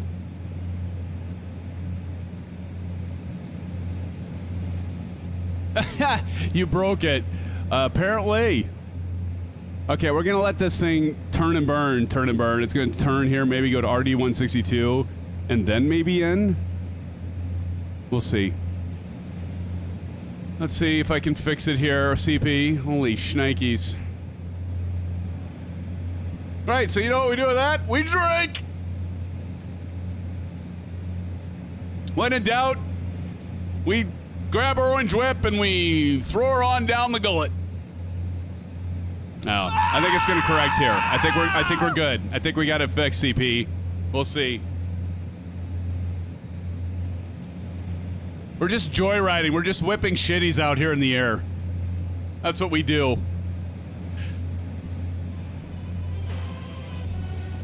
All right, let's see if we pick back up at what I'm anticipating. If you can't see this, here, let me move it over here. See, our planes keep spinning here, but when I last switched it, now this is all magenta. So I think what our plane's going to hopefully do is level out and then catch this, and then we're going to go around the bend to EBAM and runway 24. We'll see. If not, I'm just going to go ahead and do manual heading, and then we'll pick it up. Oh, I love it, Eagle Sky. We'll see, friends. We'll see what happens. Is it going to correct itself here? That's the question. I just realized I never put my face cam back on. That's why none of you told me, because you're like, oh, this is great. We don't have to see his ugly mug. We don't have to see him. We can just sit back and relax. Okay, straighten out plane. Don't be taking me in any more loop-de-loops. Actually, they're not loop-de-loops. They're like steep turns. There we go. Level out, bird. Come on. You can do it, autopilot. Come on, you can do it. Oh, yes, you can. Don't be naughty. It's not going to do it. Well, screw that. Let's go ahead and override this thing.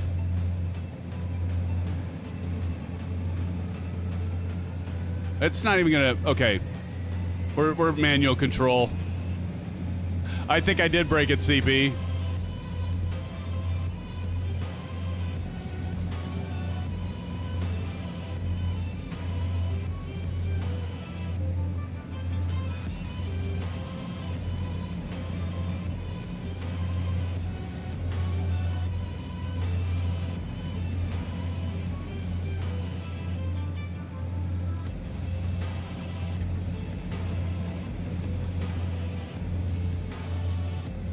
All right, I gotta move this over so I can see what I'm doing. Hand fly the plane, how quaint. Let's go back. What's our weather like, Bats? Or somebody tell me what our weather's like at EBAW here. We'll throw it away. I'm kind of curious, though. I want to see if I get this back on the track here, will it kind of work itself out?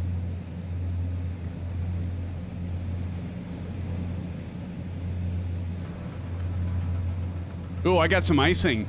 So look, we got icing here. So we're going to go up here, and let's get our windshield heat on high.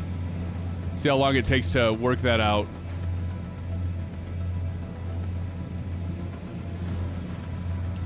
All right, let's see if I go nav again. Let's see if it'll pick it up and straighten itself out here. Or if it's going to just start doing this stupid spin thing again. It's not going to work. Look at that. OMG, this thing's so broken. Okay, friends, I think we've figured it out. You don't want to waste your money on this right now.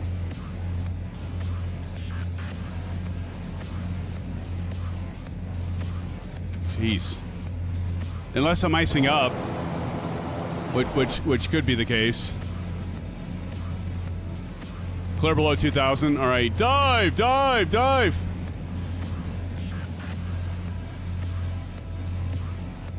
All right, we're gonna go stereo cockpit so I can concentrate here. Let's get under 2,000. Well, we got the ice off the windshield, so that's good. So we know the anti-ice does work. Yeah, so even the autopilot's a little messed up.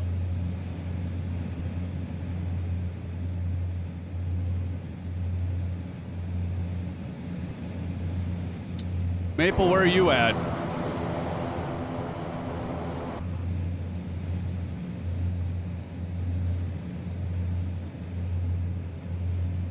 I mean, like, even heading isn't working right now.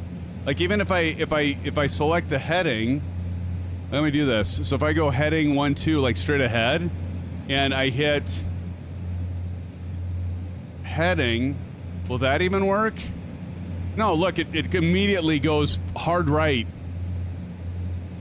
So something is completely messed up with the autopilot right now.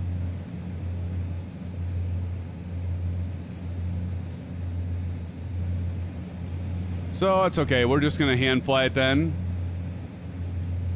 into EBAW. We'll just have to get it trimmed out a little bit. And that's fine. We can gives us an opportunity to just kind of work this Flight Sim Mods wheel here.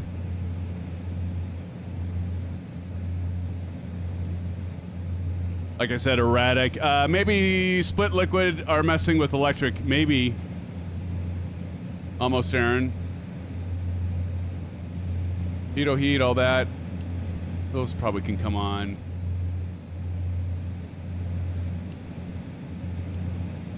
Let's turn those on. See what those do.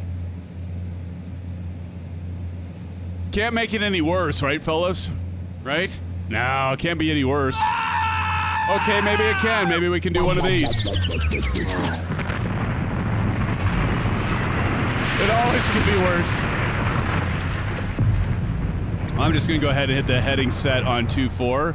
Maple's plane crashed? Uh-oh. So Maple just had that happen to him.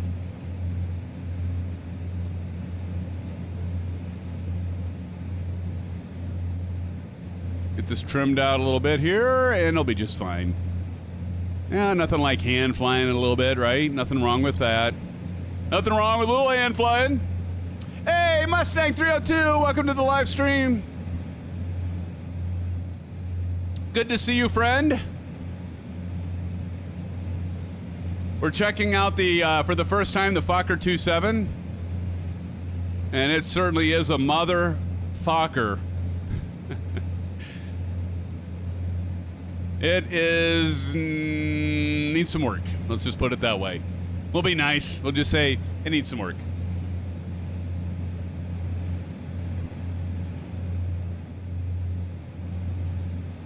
Oh, but how about the flight that we did last weekend, friends, with the Black Square Caravan? Man, that plane is worth every penny. Like I mentioned before, I don't know if you're not a diehard need a passenger version of the Caravan, I would honestly go with the amphibious with the cargo. Because it's the same, actually get 2 planes for the price of 1, where the passenger by itself, it's the same price. So if your thing is like, well, I want a passenger plane, that's fine, but you pay $48 for it, where you can pay $48 and get an amphibious and cargo one, which is essentially the same plane as a passenger. All right, we're just gonna follow this arc here manually and just kind of see how it goes as we drop down, continue to drop down. Make sure you got your altimeter set.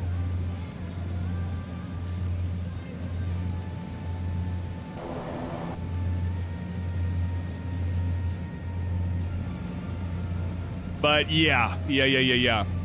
That Black Square, that Caravan Black Square is amazing. I think we have everybody over here to the right as we make our approach here, following this arc around. Elevation of this runway is what?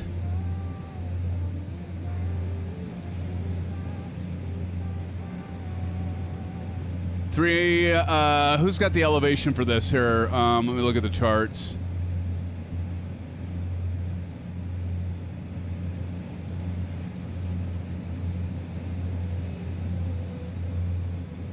$14 feet. 14 feet. So basically, 50 feet elevation. My chart for runway 24 show me 14 feet.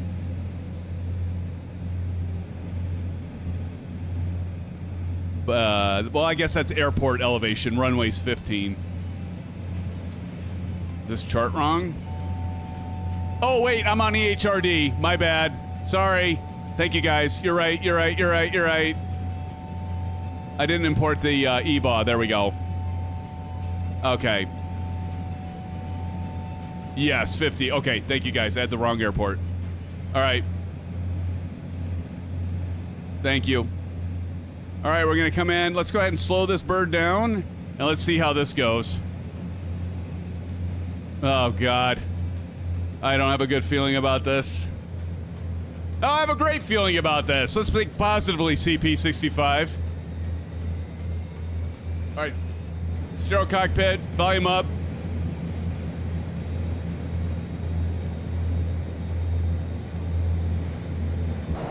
Gear coming down. Gear coming down. Here we go.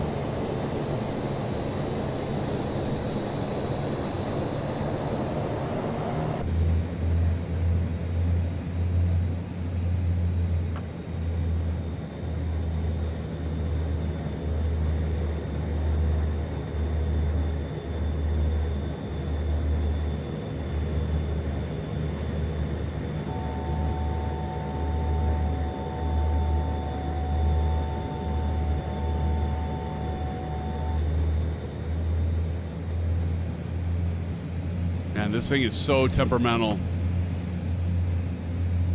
Who is? Hi, my name is Matt S. By the way, one thing that you might be able to get out of this stream, if other than this plane isn't worth the, in my humble opinion, worth the price as it sets right now, I'd wait. But you know what is worth the price? Is this airport that I have as Freeware? It's free.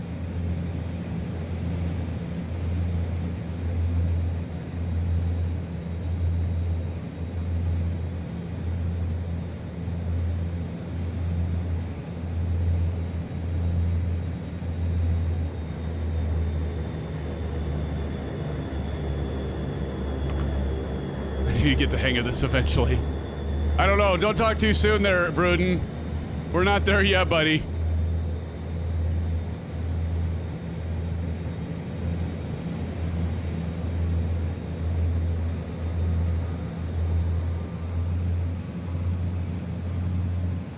This plane, like I said before, it is a challenge to land. Oh, shit. I didn't mean to bring that up. There we go.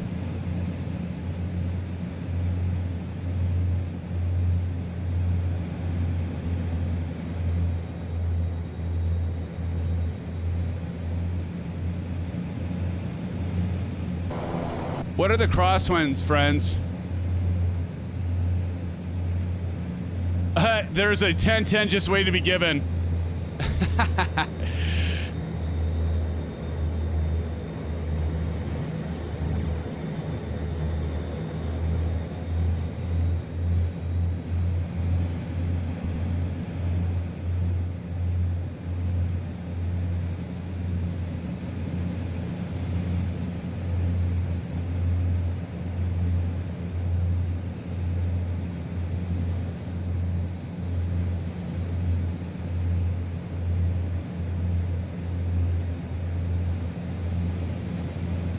I can hear like those winds.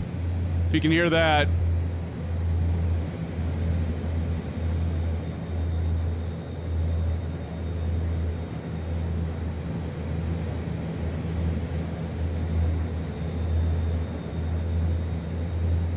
Look at this thing. I mean, it's just like all over the place.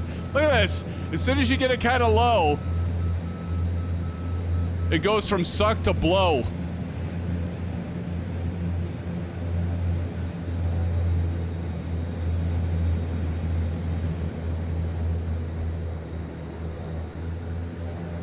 My God. Look at that windsock.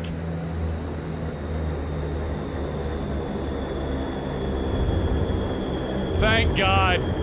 OMG.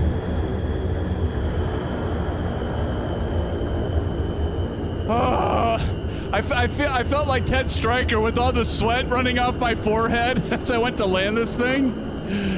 Oh, well, we're down. Wow, look at that. CP gave me a 9 out of 10. I'll take it, CP. I will take it. Thank you. I nailed the thousands. That was pure luck, Captain Audi. Oh, my goodness. Thanks, guys. I could use that. Now I don't have to go to the mirror, Captain Audi, and look at it, do my daily affirmations. Yeah, good luck. We're all counting on you. Nice, almost, Aaron. All right, we're going to go ahead and taxi. Anyone else coming in for a landing? OMG. Who is that? Hi, my name is Matt. You went through me like a ghost. 279 on the landing rate. Captain Audi, I will take that, my friend. I will definitely take that. I'll buy that for $1. Ha ha ha.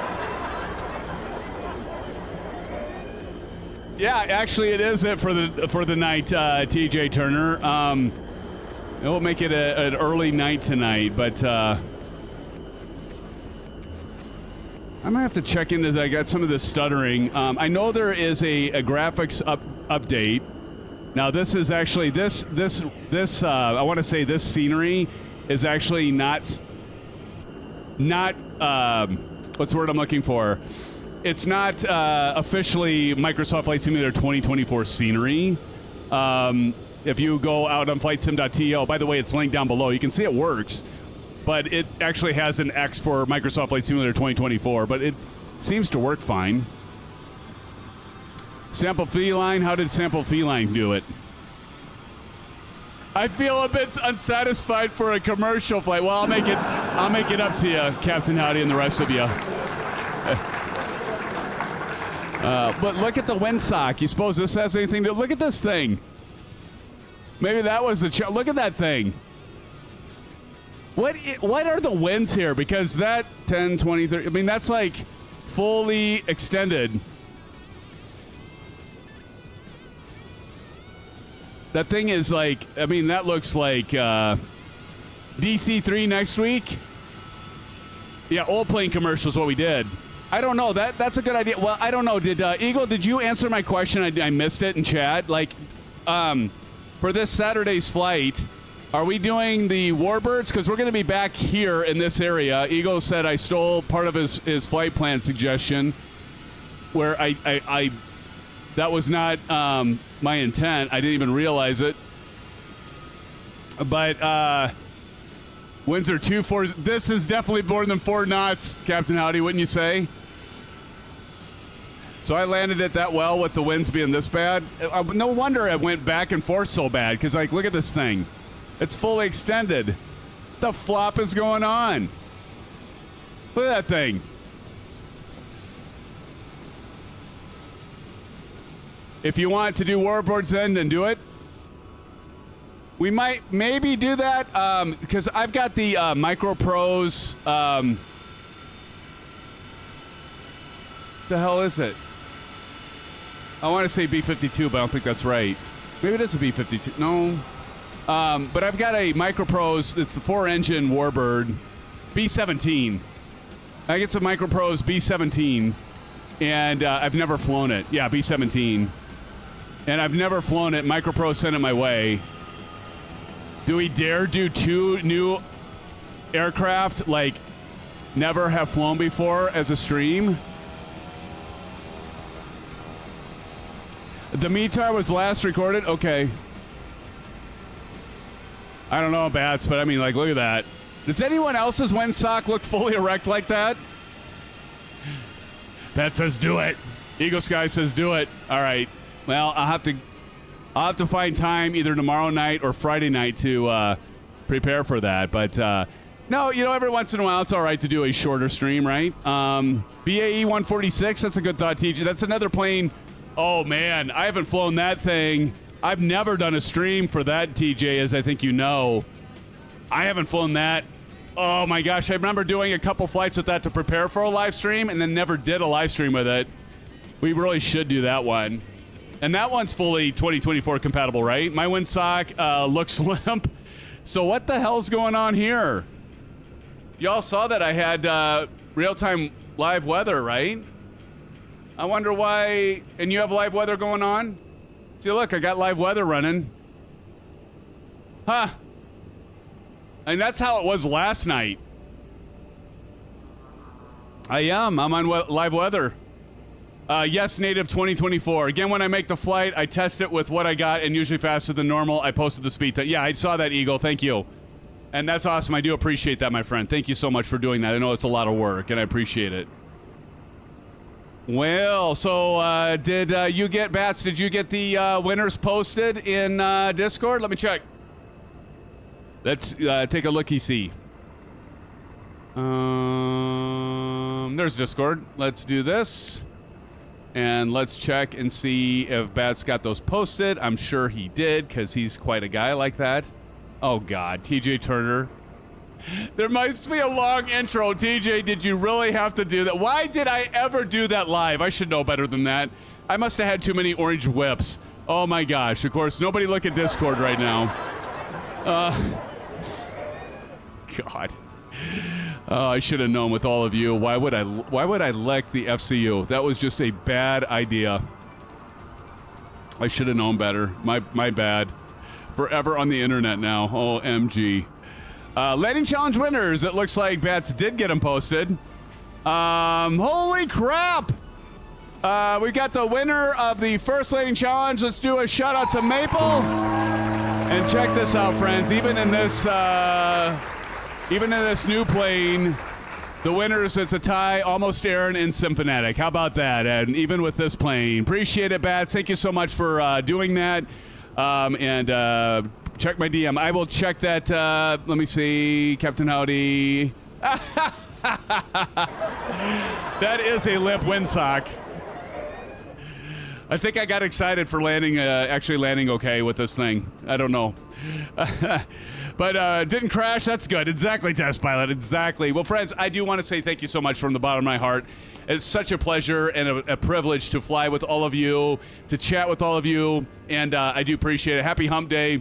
I'll be doing the top 10 fans for tonight's stream. I do know it's a bit shorter, but you know what, TJ and Captain Howdy? We made up for it for last stream. It was over 4 hours long, Eagle. It was over 4 hours when we flew Saturday, so we're just averaging it out to 3 hours a night, or 3.5, or whatever that is. I can't do the math. All right, TestBot N911 RG, TJ Turner, thank you for joining us tonight. Sci-Fi 2142, Captain Howdy. And then, of course, Eagle Sky, Bats, Mutt Dogs. How's it going, Mutt? What did you get in here? And then Maple, I don't know. Maple probably took off when his computer crashed or his plane crashed, whatever. He won the first landing challenge, though, so... Steve Mallon, thanks for joining us tonight, and all the rest of you. I am Symphonetic, and I will see you on Saturday. Eagle, we'll check out the flight. We'll be back in this part of the world. I can't wait to fly with you all then. We'll see if we get into the B-17 or not. I got to have time to actually figure that plane out. And if I do, I'll try to make it happen. Greg, good to see you, man. RDU, thank you so much for joining. Friends, thanks so much. We will see you on the Flippity Flip.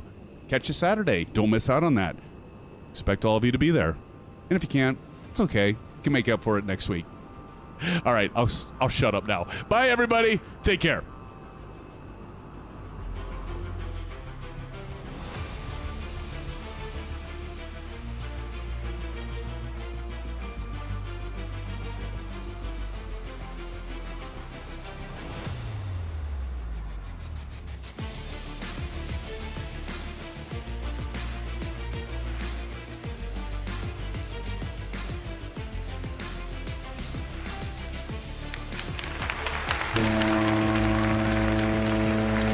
All right, friends, so now it is time for the top fans for tonight's live stream. Who's it going to be? Who's it going to be? Let's check it out. All right, coming in at number 1 is our good friend, the planner of all things GA. It is our good buddy, Eagle Sky Evil. Let's give it up to Eagle. Coming in number 1 tonight. Good job, Eagle.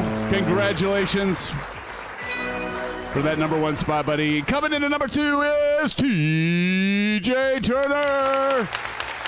Good job, TJ. And coming in at number 3, always willing to judge a landing challenge no matter where it is. If it's on land, water, even in the sky. How does that work, Bats? But it's our good friend. Good job there, Bats, at number 3. Thank you, whoever did that. All right, coming in at, who was that? Oh, it would be Captain Howdy, of course. And speaking of coming in at number 4, he always tries to get me off track with those explosions. So my good friend and buddy, Captain Howdy. Let's give it up to Captain Howdy. Thank you, Captain, for being here. And coming in at number 5, Mr. Retractable Landing Gear himself. It's Test 911.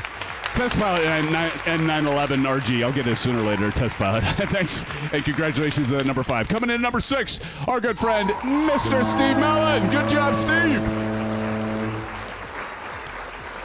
And coming in at number 7, it is our good friend and buddy. It's good to have you back here, Greg RDU. What does RDU stand for again? I can't remember. Greg, thank you for joining tonight and coming in number 8.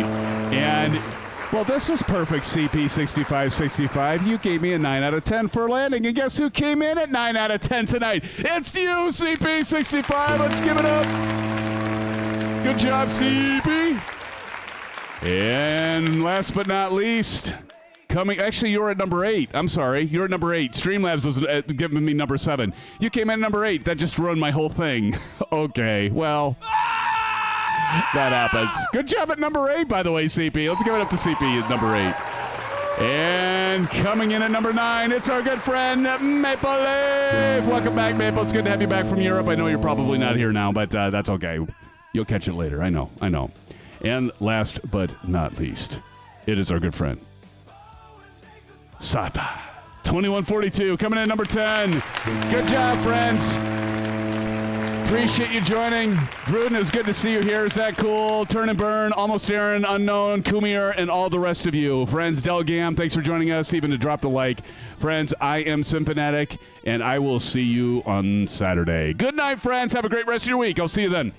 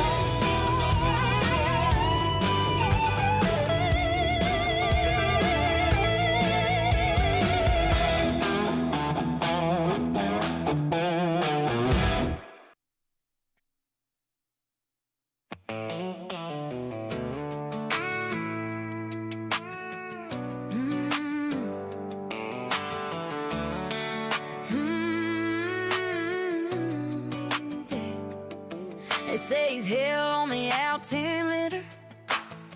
His stall speeds are dead on. Never greases landings cause he doesn't need to. And every crosswind is a calm. Now the rumors he's an FSC economy mogul. Says it pays for his propeller.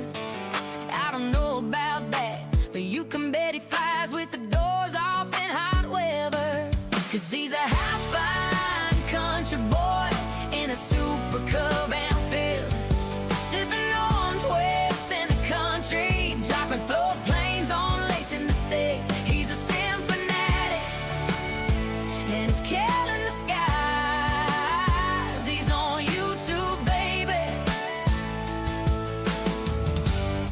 and he's a pretty cool guy.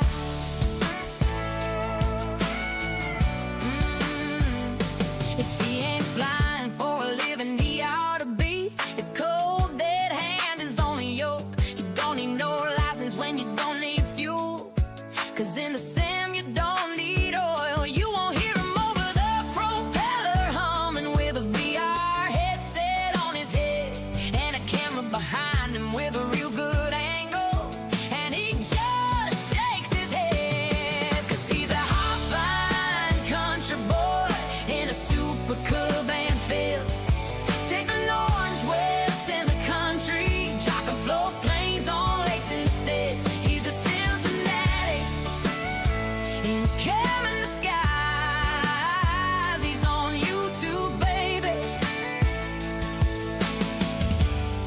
and he's a pretty cool guy. So if you like the stream, don't forget to hit the button, don't forget to subscribe. He's the sim fanatic, and he's a pretty cool guy. 'Cause he's a hot fine country boy in a super cool band field, sipping orange whips in the country, dropping float planes on lakes in the States. He's a sim fanatic, and he's killing skies. He's on YouTube, baby, and he's a pretty cool guy.